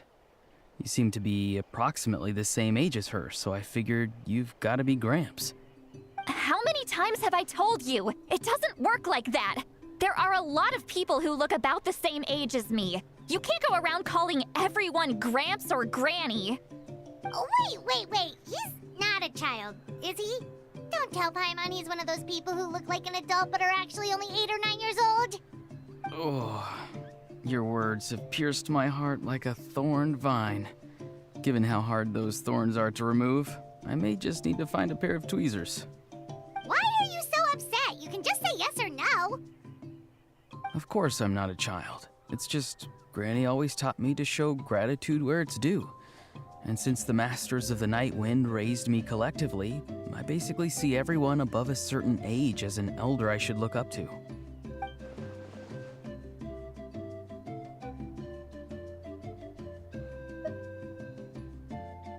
Exactly. But if you keep that up, then everyone's going to be your senior. And do you think saying all of this is gonna save you from a scolding, Auroron? Haven't I told you 100 times since you were a kid? Heed the 3 warnings. Be wary of beasts prowling around, scammers looking for their next victim, and strange people who appear out of nowhere. Oh, so you do remember, and you just chose to ignore them. I always knew that living on your own was going to get you into trouble sooner or later. But getting kidnapped? That really takes the cake. You won't always be able to rely on other people coming to your rescue, you know. You're just lucky we got here when we did. Or we might be launching another search and rescue operation to find out where they put your severed head.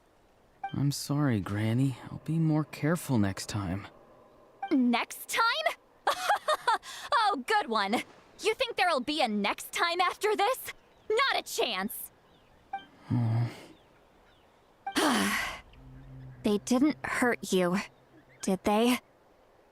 No, they just asked me a lot of questions about Natlan's terrain and made me draw a map of the ley line distribution. Okay, now answer me honestly. Were you the one who helped the captain escape after his battle with the Pyro Archon? Because they said they would need my help from there on out. They also said that if I refused, they'd just come to you, Granny, and they'd already figured out a way to make you do their bidding. Hey!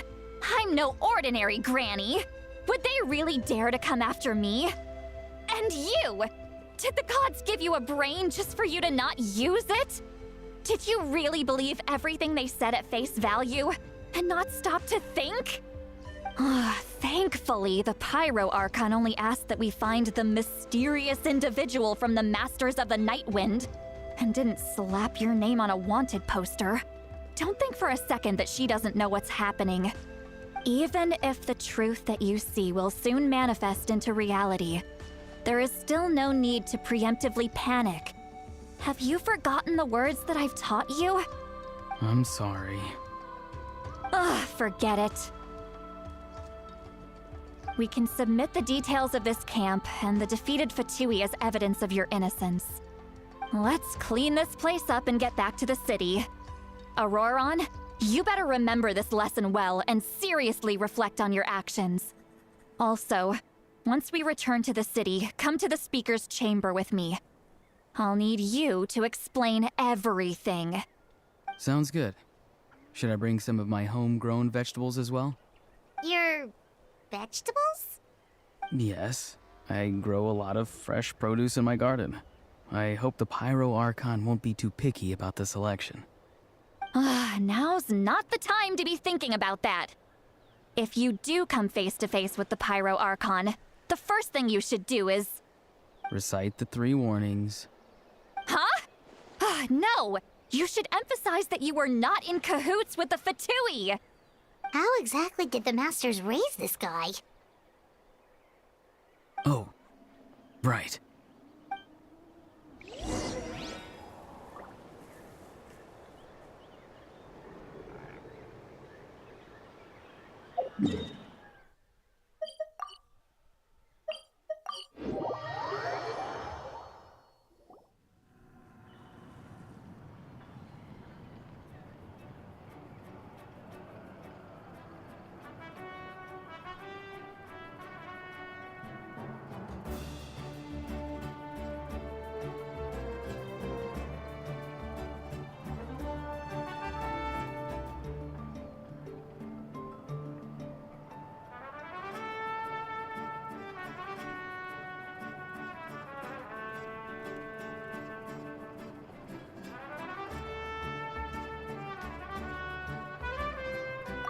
I see.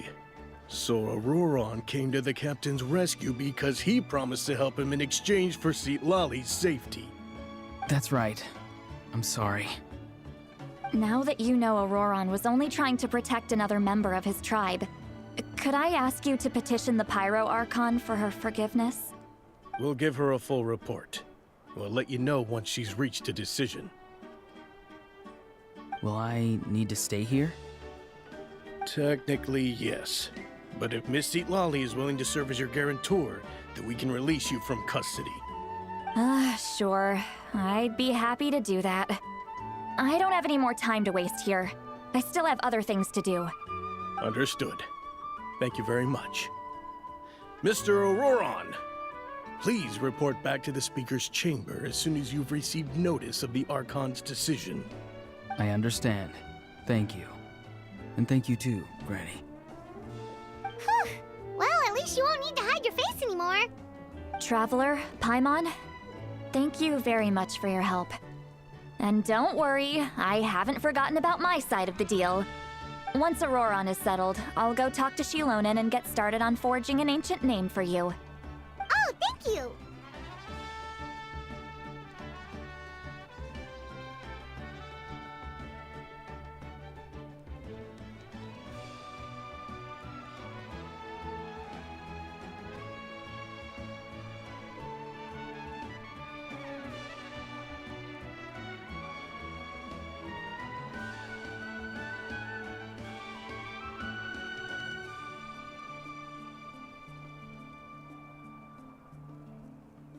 You scratch my back, I scratch yours. It's as good as done. You can just go twiddle your thumbs or something while you wait for the good news. Bye for now. Come with me, Auroron. We've got to find you a place to stay for the night. Goodbye, Gramps.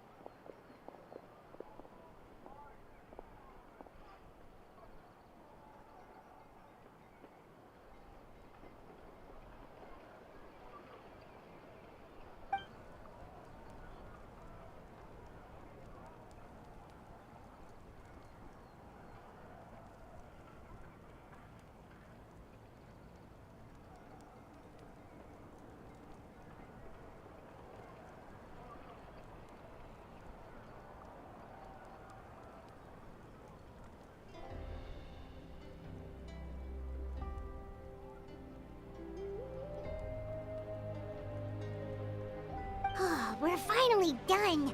Alright, it's time to find some grub.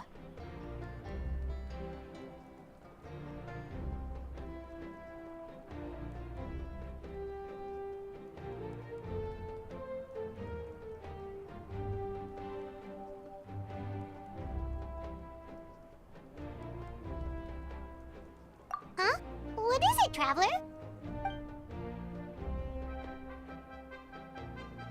What? The captain?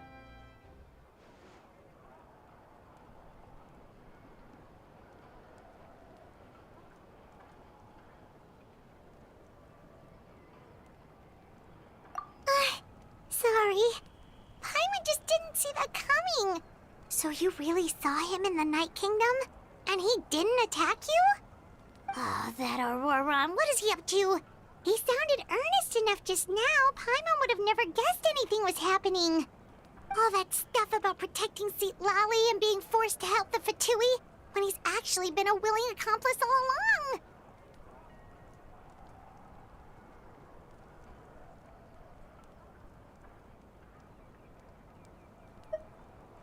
Yeah, you're right. Still, Paimon appreciates you telling her about this. Paimon will support your choice no matter what, so if you want to go, we can go together. We still have another whole day before the meeting, so we'll just meet with them when the time comes.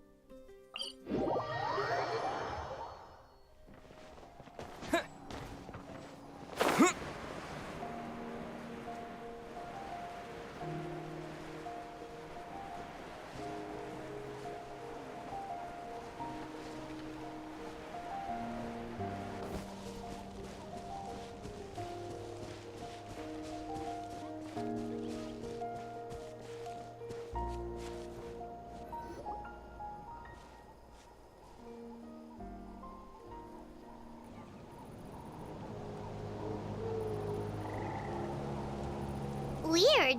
Paimon doesn't see anyone. Oh, please don't let this be a trap.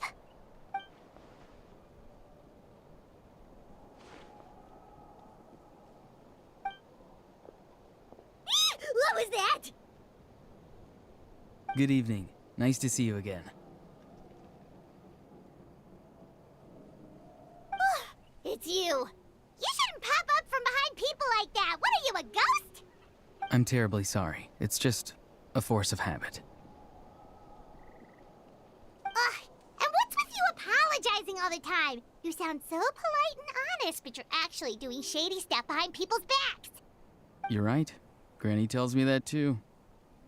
Huh. Come to think of it, you remind me of her. Sometimes you two sound really similar, you know. Oh, so you're gonna call Paimon Granny too now? Well, I could.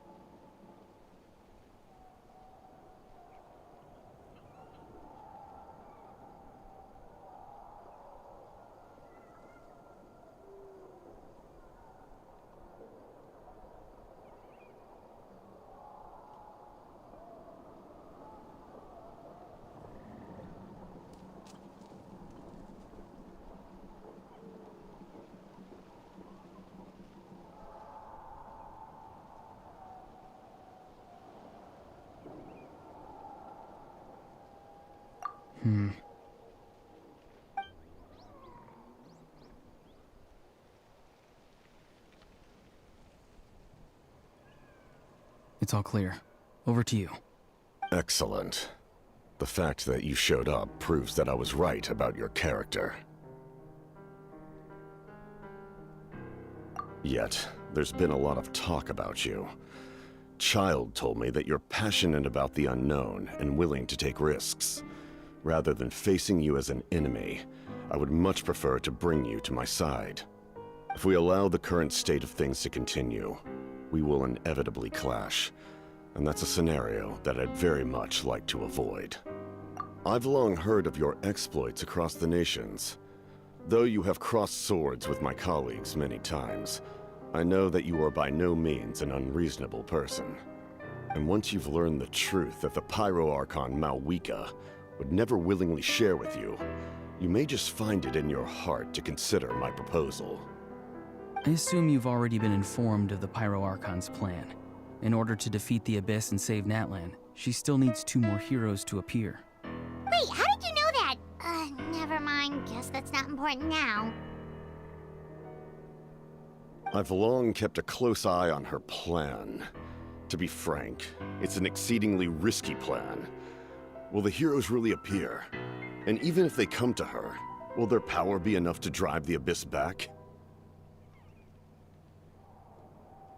If any part of the plan goes awry, all of Natlan, even all of Tevat, will pay for her mistakes. Now, you may have been led to believe that this is the only plan available to her. But what if I told you she's had another emergency plan all along, the details of which she has chosen to keep hidden from you? An emergency plan? Yes. A way to keep Natlan intact, even if her original plan fails. But given the painful cost of its execution, she has chosen to keep it as a mere backup plan.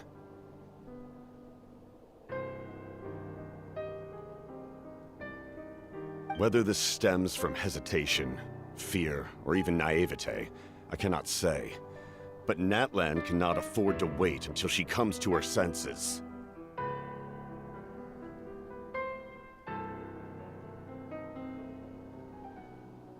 My fear is that given the enormity of the decision, she will be reluctant to confront the dire reality we face until it is too late. There will be no time left to execute the backup plan, and all of Natlan will be lost to the Abyss. We have to make the decision for her, here and now.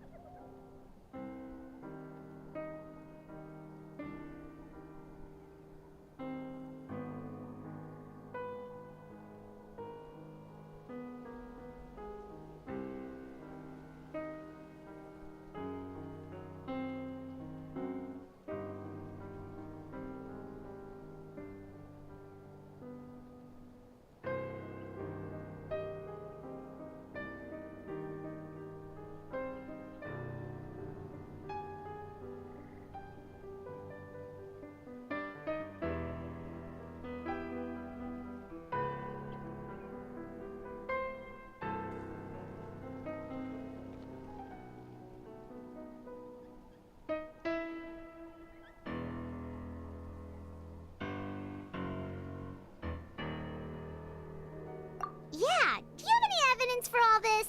Just telling us a bunch of scary stuff isn't enough, you know. Besides, wasn't it you who tried to seize the Gnosis for the Tsaritsa clan?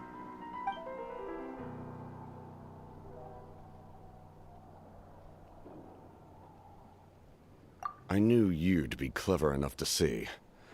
That's right. I did not seek the Gnosis for the Tsaritsa.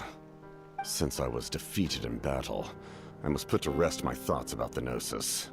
But even so, my desire to save Natlan remains unchanged. And now, I have found a new way to solve the crisis.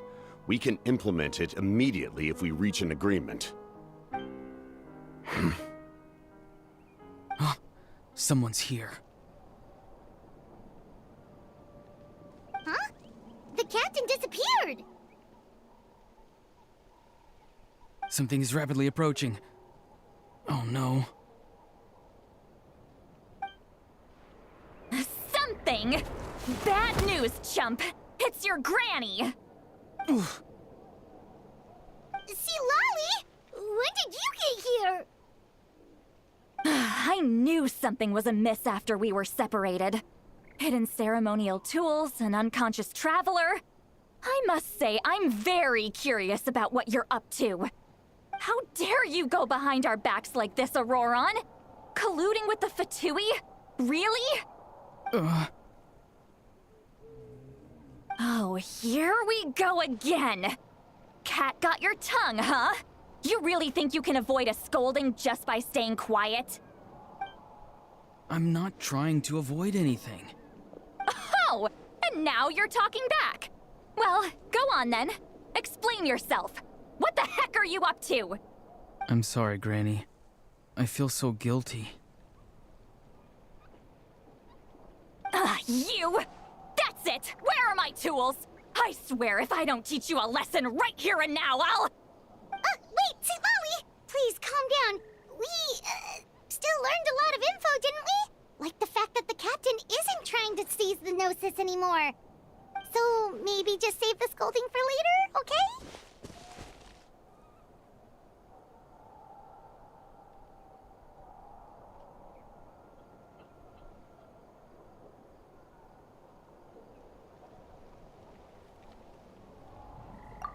Listen well, Auroron. You're only getting out of this now because of the Traveler's plea.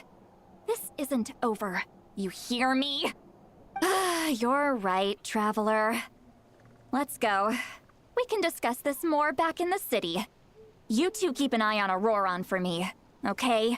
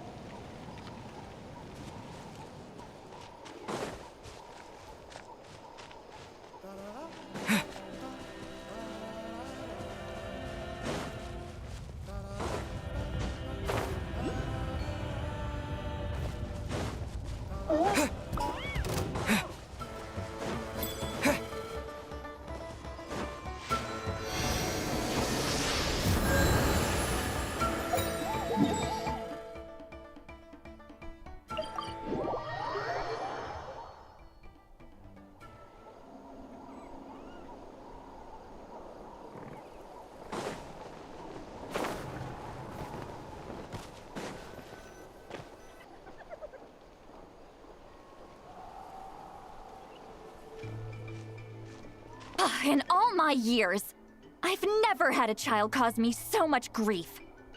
Do you seriously not see what's at stake here? You've got a head on your shoulders, Auroron. Use it! Why did you help the captain? And I want the truth this time. No answer? Think you're being smart? Then let me ask a different question. What does the captain want? What is his purpose in Natlan? Really? You're just going to stonewall me?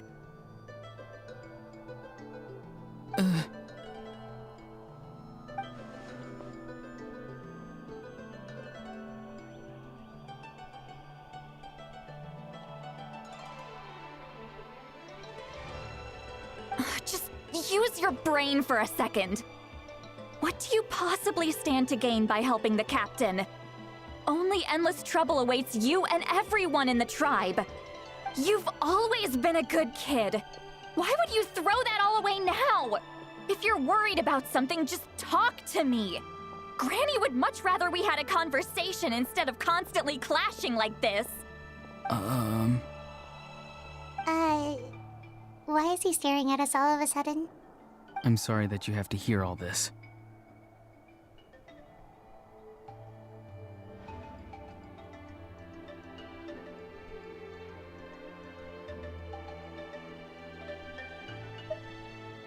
Indeed. It's like going to visit a friend at his house, only to suddenly hear your friend berating a naughty Saurian. Well, that's an oddly specific analogy. Wait, did one of your friends really do that?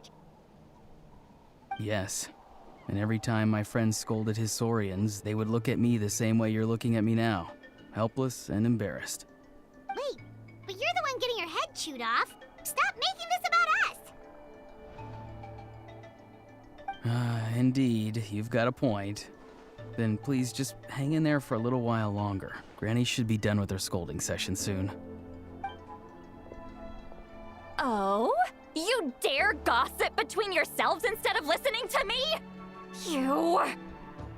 Sorry, Granny.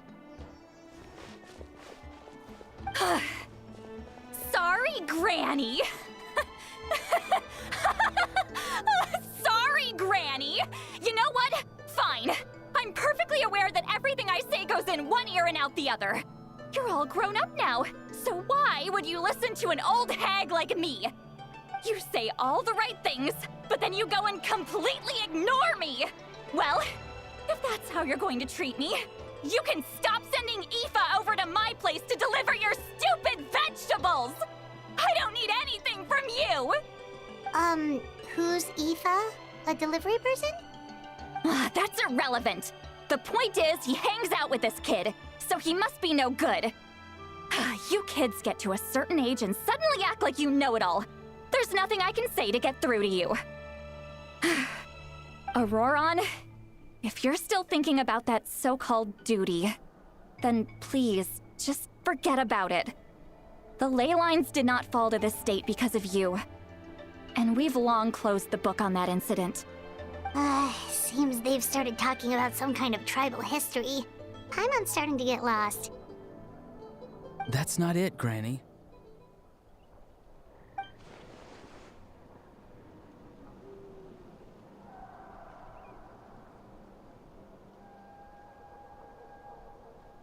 I know you tend to get down on yourself when you're upset, but I can tell I really hurt you this time. All I can say is I'm sorry. His voice. Auroron! Where have you gone? It sounds like he's somewhere super far away, but isn't he right here in front of us? I'm really sorry. It's up to all of us to do everything we can to save Natlan. So I've got to go. Get back here this instant! Auroron! What is this? Powder from plant spores? Is that the trick he used? What just happened? How was he able to suddenly get so far away like that? It's a trick of his. If you grind spores into a powder and spray it in the air, it can be manipulated to create an illusion. He pulled it off flawlessly. He must have put a lot of time into perfecting it.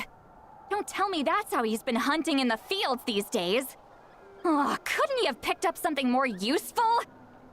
Little brat. That's it. The next time we meet, I'm definitely going to break his legs. Whoa, that's a little extreme. But still, why does he feel like he needs to run from us? If his goal is also to protect Natlan, then can't we work together?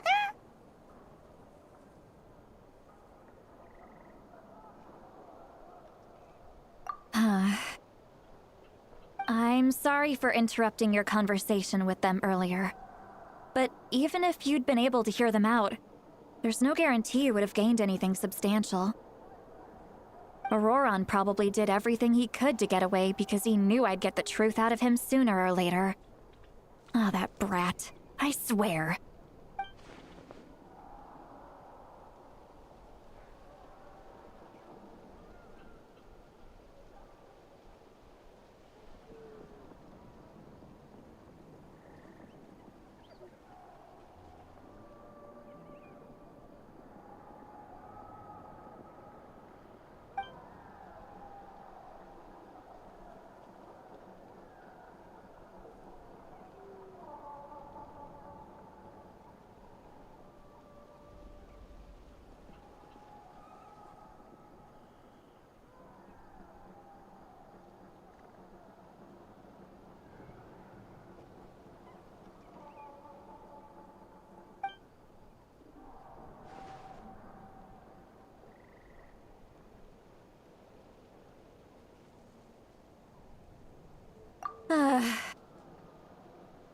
We've got quite a long walk back to the city. Let's take our time. It'll give me a moment to figure out how to explain all this.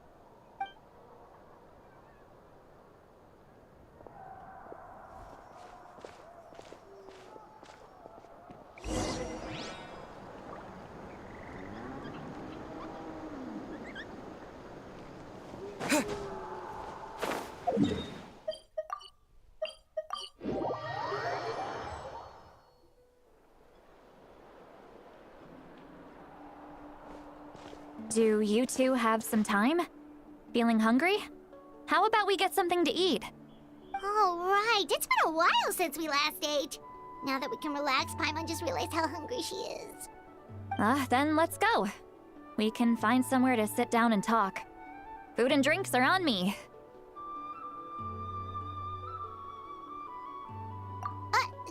Really?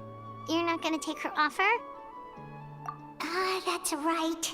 See, Lolly has gotten a lot quieter since Aurora ran away. She seems to be having a hard time.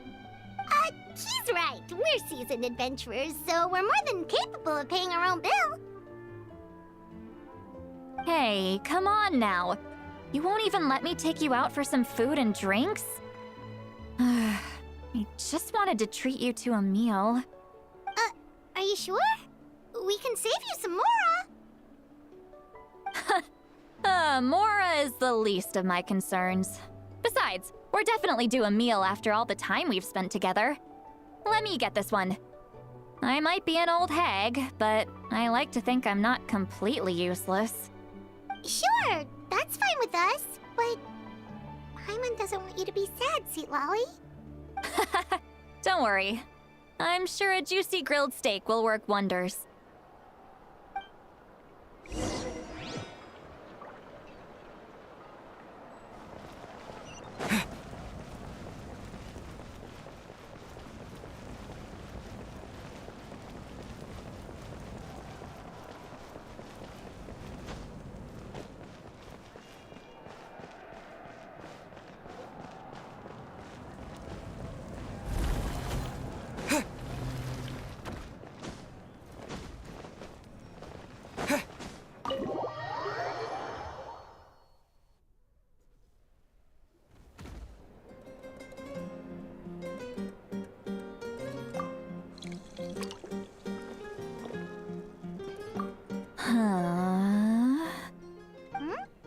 What are you looking at? Do you see two people standing by the door? They look like spitting images of each other. Are they twins?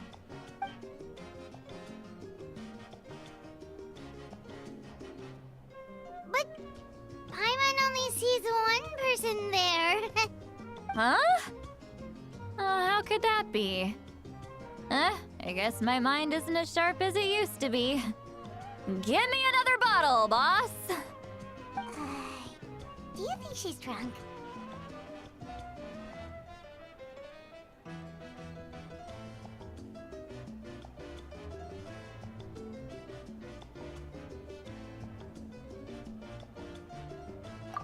There you go, miss. Oh my, it's not every day you get to see Granny Itzley here with some friends. Not to mention ones who've made a huge name for themselves recently. Oh, so you've heard of us? Of course I have. Aren't you the ones who saved Kachina and brought her back? No wonder you hit it off with Granny Sitlali. She wouldn't spend time with just anybody, you know. I don't even remember the last time I saw her with a new friend. Wait, so you call her Granny too? Well, given our ages, it'd probably be more accurate for me to call her my great-great-granny. She's one of the most famous people at the Masters of the Night Wind. Most days, hardly anyone even dares talk to her. Huh? Gossiping about me right in front of my face now, are you, Chonka? Oh, please, Granny, I wouldn't dare. I'm just beyond happy to see you bring over some new friends. After all, any friends of our regulars are sure to be great customers too. All right, that's enough. Go on now. I'm sure the other customers would like to talk to you as well. There's no need to keep staring at me. I promise I'll keep my alcohol down until I leave. Well then, you have my thanks.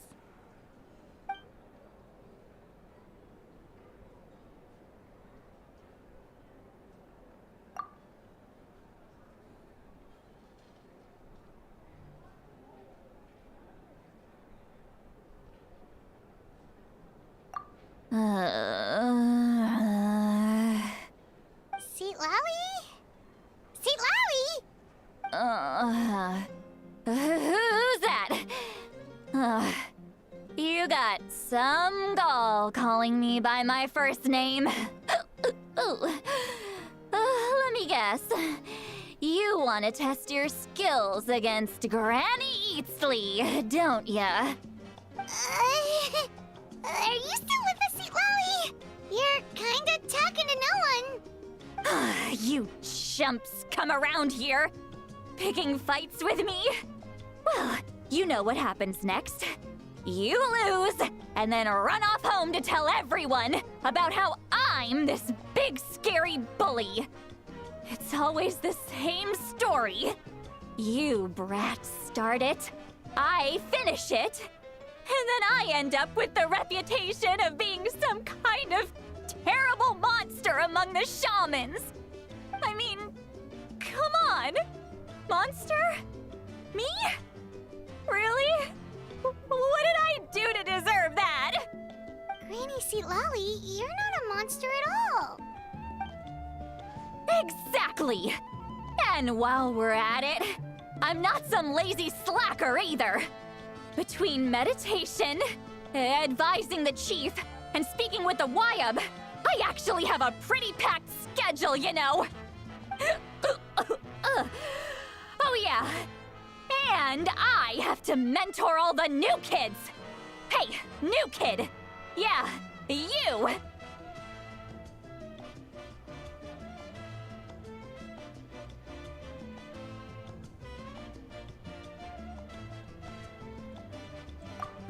Don't play dumb. Didn't I teach you how to find phlogiston? You see? I know my stuff. I'm a good teacher. You tell him. That's more like it. About dang time someone showed me a little respect. Yeah, Granny's a hard worker, all right. You can always rely on old Granny.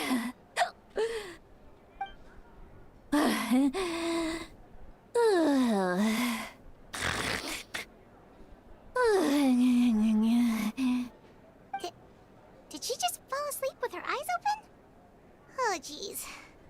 Behind this pitch-black curtain, a chapter of hatred reveals itself. Behind the smoke, the lingering smoke. Ah, she's meditating again. She does this whenever she's had a few too many drinks. Her mind's actually racing at this point. It's quite the opposite of sleep. Is this another specialty of the Masters of the Nightwind? No, I'd say it's an ability that's unique to Citlali herself. While she can easily pick up everyone else's skills and tricks, few have been able to master hers. Warning, warning. Red, the color of danger, has now arisen within that pair of eyes. Huh?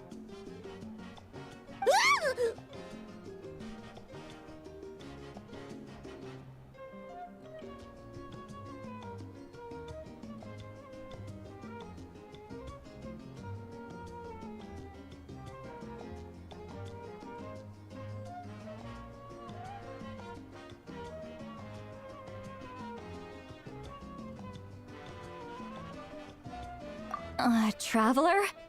Paimon? What's wrong? I'm gonna hurl. Hang on, just keep it in. Phew. Okay, it's passed. That was a close one. You had Paimon worried. Paimon really thought you were about to barf all over the table just now. How embarrassing. I'm sorry you had to see me like that. That's never happened before, I swear. I've never thrown up. Not once.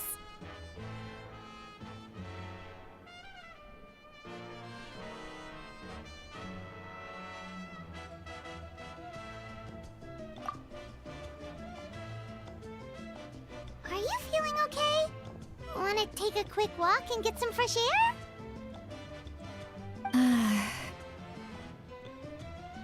There's so much that I want to say, but I can't. Why not? Of course you can. Just say whatever's on your mind. Please, Paimon. It's not as simple as you think. We've only known each other for a few days, right?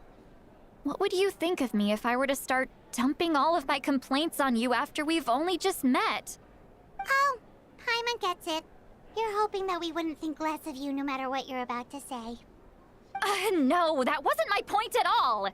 Seriously, don't you youngsters know anything about shame? I'm talking about shame! I've lived all these years and still can't get rid of it! Surely, you know the feeling too? Actually, about that. Huh? Tell me what? Yeah, this is as good a time as any.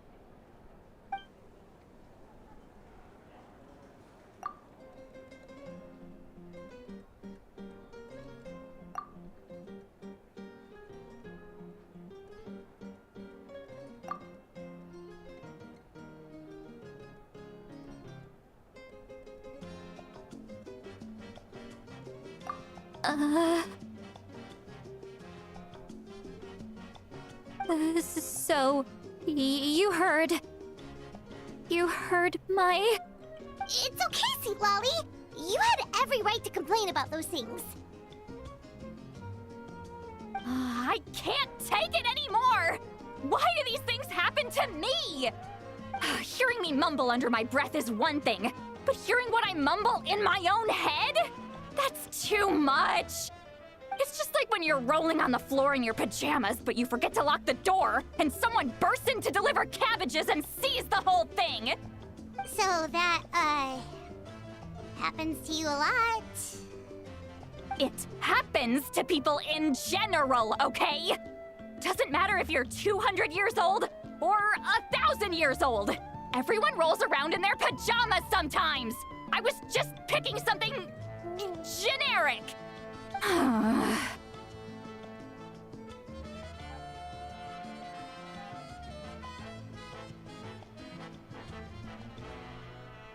Take a walk with me. I have things to share with you. Looks like she's completely given up. Like those criminals who just confess everything and accept their fate.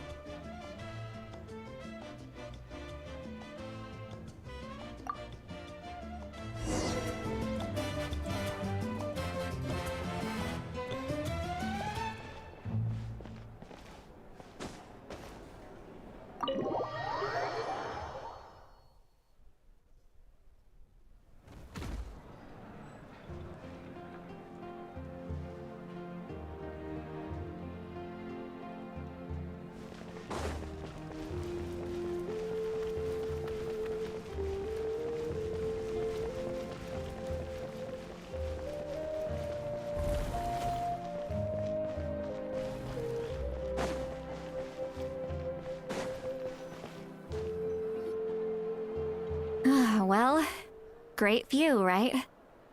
I love coming here by myself. Wow, it's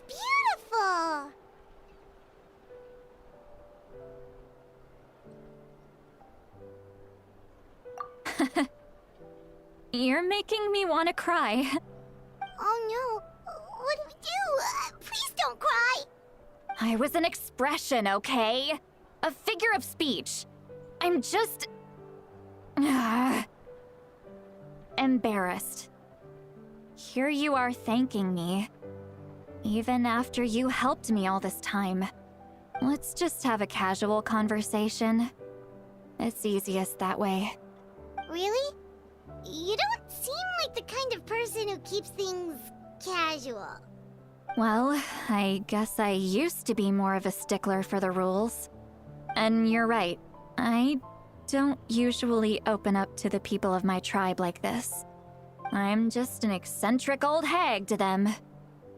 That story's been passed down so long, it might as well be true. But you're just a regular person. The kids of my tribe would have a heart attack if they heard you say that. Granny Eatsley is a powerful figure. Be careful around her. That's what they'd say. Well, you are powerful. Are they afraid of you? Some are. Others are mad I always come out on top. A few decades like that, and people stop knowing how to deal with you. What about you? Are you scared of me?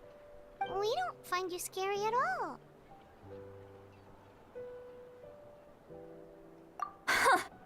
That's because you're not from my tribe. You don't know how many delusions of grandeur I've destroyed just by existing. I make people realize that no matter how hard they work, they'll never become a living legend like me. Oh, not to brag or anything. Maybe it's hard to believe. Just pretend I never said anything. We believe you. Shilonen has full faith in your abilities, and Auroran didn't seem scared of you. He thinks of you as his granny, right? Yes, but Auroran's a special case. Mawika already told you about her plan. And you've given so much help to Auroran and me. You deserve to learn the full truth. Auroran's not like other people. As I mentioned, he was abandoned as a child. The reason being, his soul is incomplete. The Masters of the Nightwind view this as a bad omen, capable of bringing about illness and misfortune. No one knows who his parents were. He was just left on a rock in the wilderness. It's a miracle he wasn't devoured by some wild beast.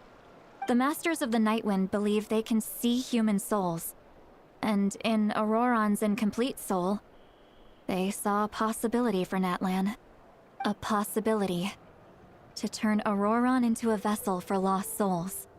The ceremony would allow lost souls to gather within him.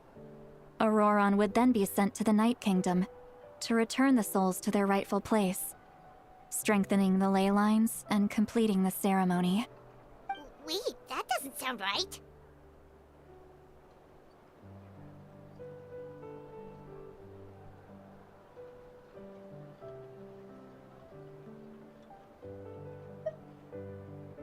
Now, you see the problem. When damage occurs to the Night Kingdom, the souls held within disperse and remain adrift, unable to find a way back to the ley lines. This loss of souls damages the Night Kingdom even further. The ceremony can send back countless souls at once, which would benefit the Night Kingdom and the souls themselves. Of course, the vessel, Auroran, would be sacrificed in the process. I wasn't surprised the chief at the time came up with the plan. The ley lines were already in a terrible state.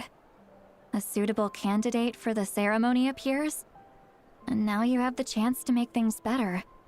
Of course you're going to take it. When the chief asked for my opinion, I didn't give my approval, but I didn't object either.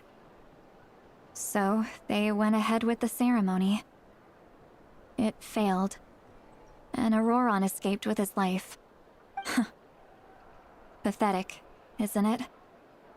By not objecting, I basically gave them the go-ahead. Maybe they didn't have my explicit approval, but it's not like I did the right thing.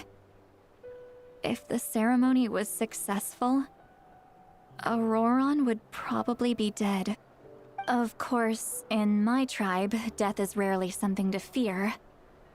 But what kind of message would we be sending by sentencing a newborn to death? By using a human life as a tool? It's not right. So, when I learned the ceremony had failed, I was ashamed by my inaction, and absolutely relieved by the result. The plan was never a secret. Or, I guess I should say, there was no point to keeping it a secret. A simple investigation from Auroran would reveal everything. Everyone thought he would be happy he survived. And he never really said anything to the contrary. But just as I was about to put all of it behind me, he asks this question. Would Natlan have been saved if the ceremony succeeded? Wait, but it's not his fault. He knows that, but he still feels guilty. Auroran has a strong ability to perceive souls, more than any of us. He understands just how dire the situation with ley lines has become.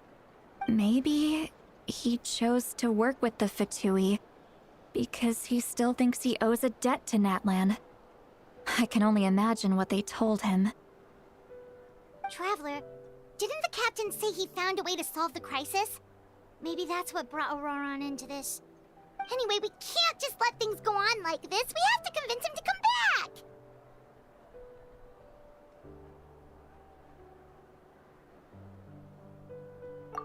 You don't look so good, Seatlolly. Maybe you should head back and get some sleep. Probably drank too much. It's okay. The fresh air is doing me good. Okay. Forget that. I need to go home. I hit it a little too hard.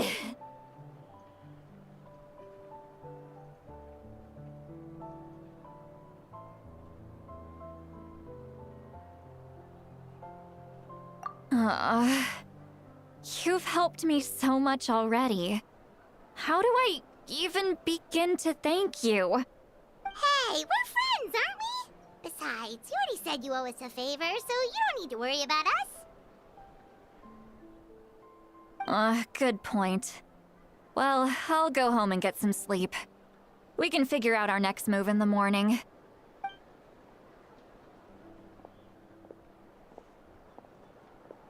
Friends. I like the sound of that. Auroran's probably back with the captain, don't you think? You mean about the backup plan? Do you really believe what the captain told us? Yeah, you're right. We should just go to her directly. But she's probably asleep. We can find her first thing in the morning. For now, let's... go to bed.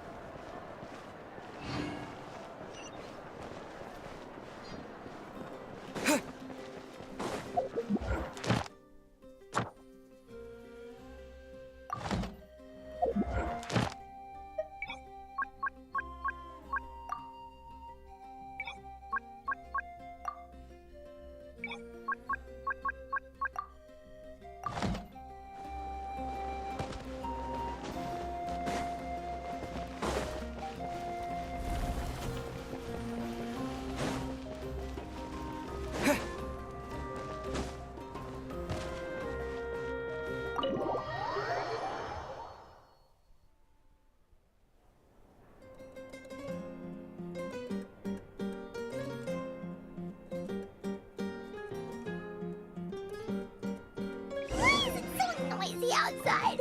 Paimon still half asleep. Well, guess we should see what's going on.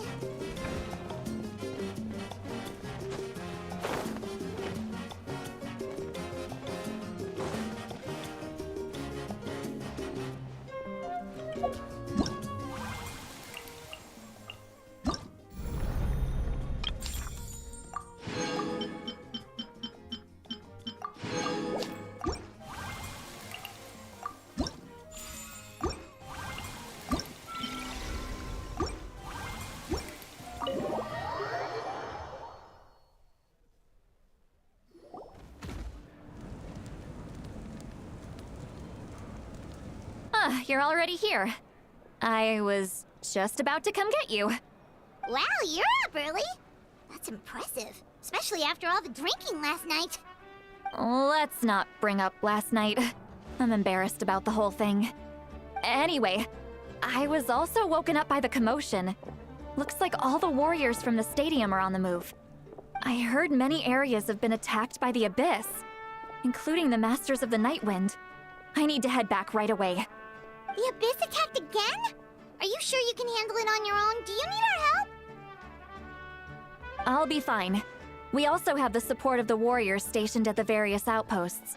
Given the quick response, things shouldn't get too serious. The stadium could always use more manpower, so you should join the forces here.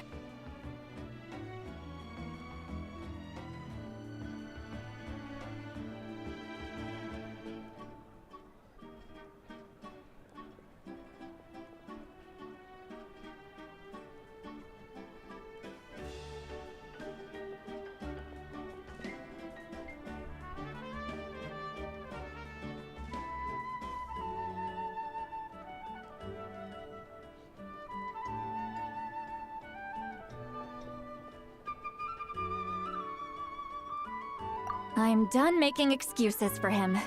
He's not a child anymore. He needs to take responsibility for his actions. I was the one who vouched for him, so I need to report back to the Speaker's chamber. I'll accept however they choose to handle the situation. But I should be able to convince them to let me go back to my tribe first to deal with the attack. As for the ancient name, once we handle this crisis, I'll talk to Shilonen right away. Don't worry. I never forget a promise to a friend.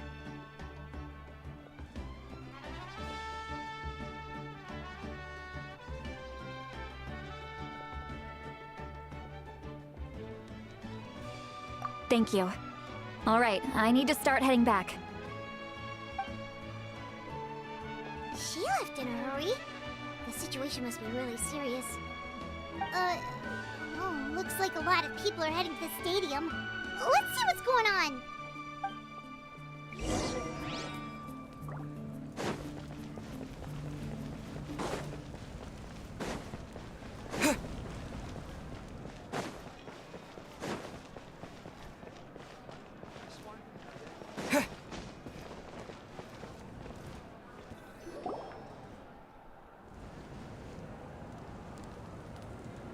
Traveler, over here! Perfect. Our star Outlander has appeared. Oh, you're all here! But, what's with the whole Star Outlander thing? Just my way of saying how awesome you are. We've got a real emergency on our hands, so this is the perfect time for you to show off your skills. Alright, but can we get a quick rundown of the situation first? The Abyss suddenly attacked the Collective of Plenty, the Masters of the Nightwind, the children of our camps and outposts in the wild.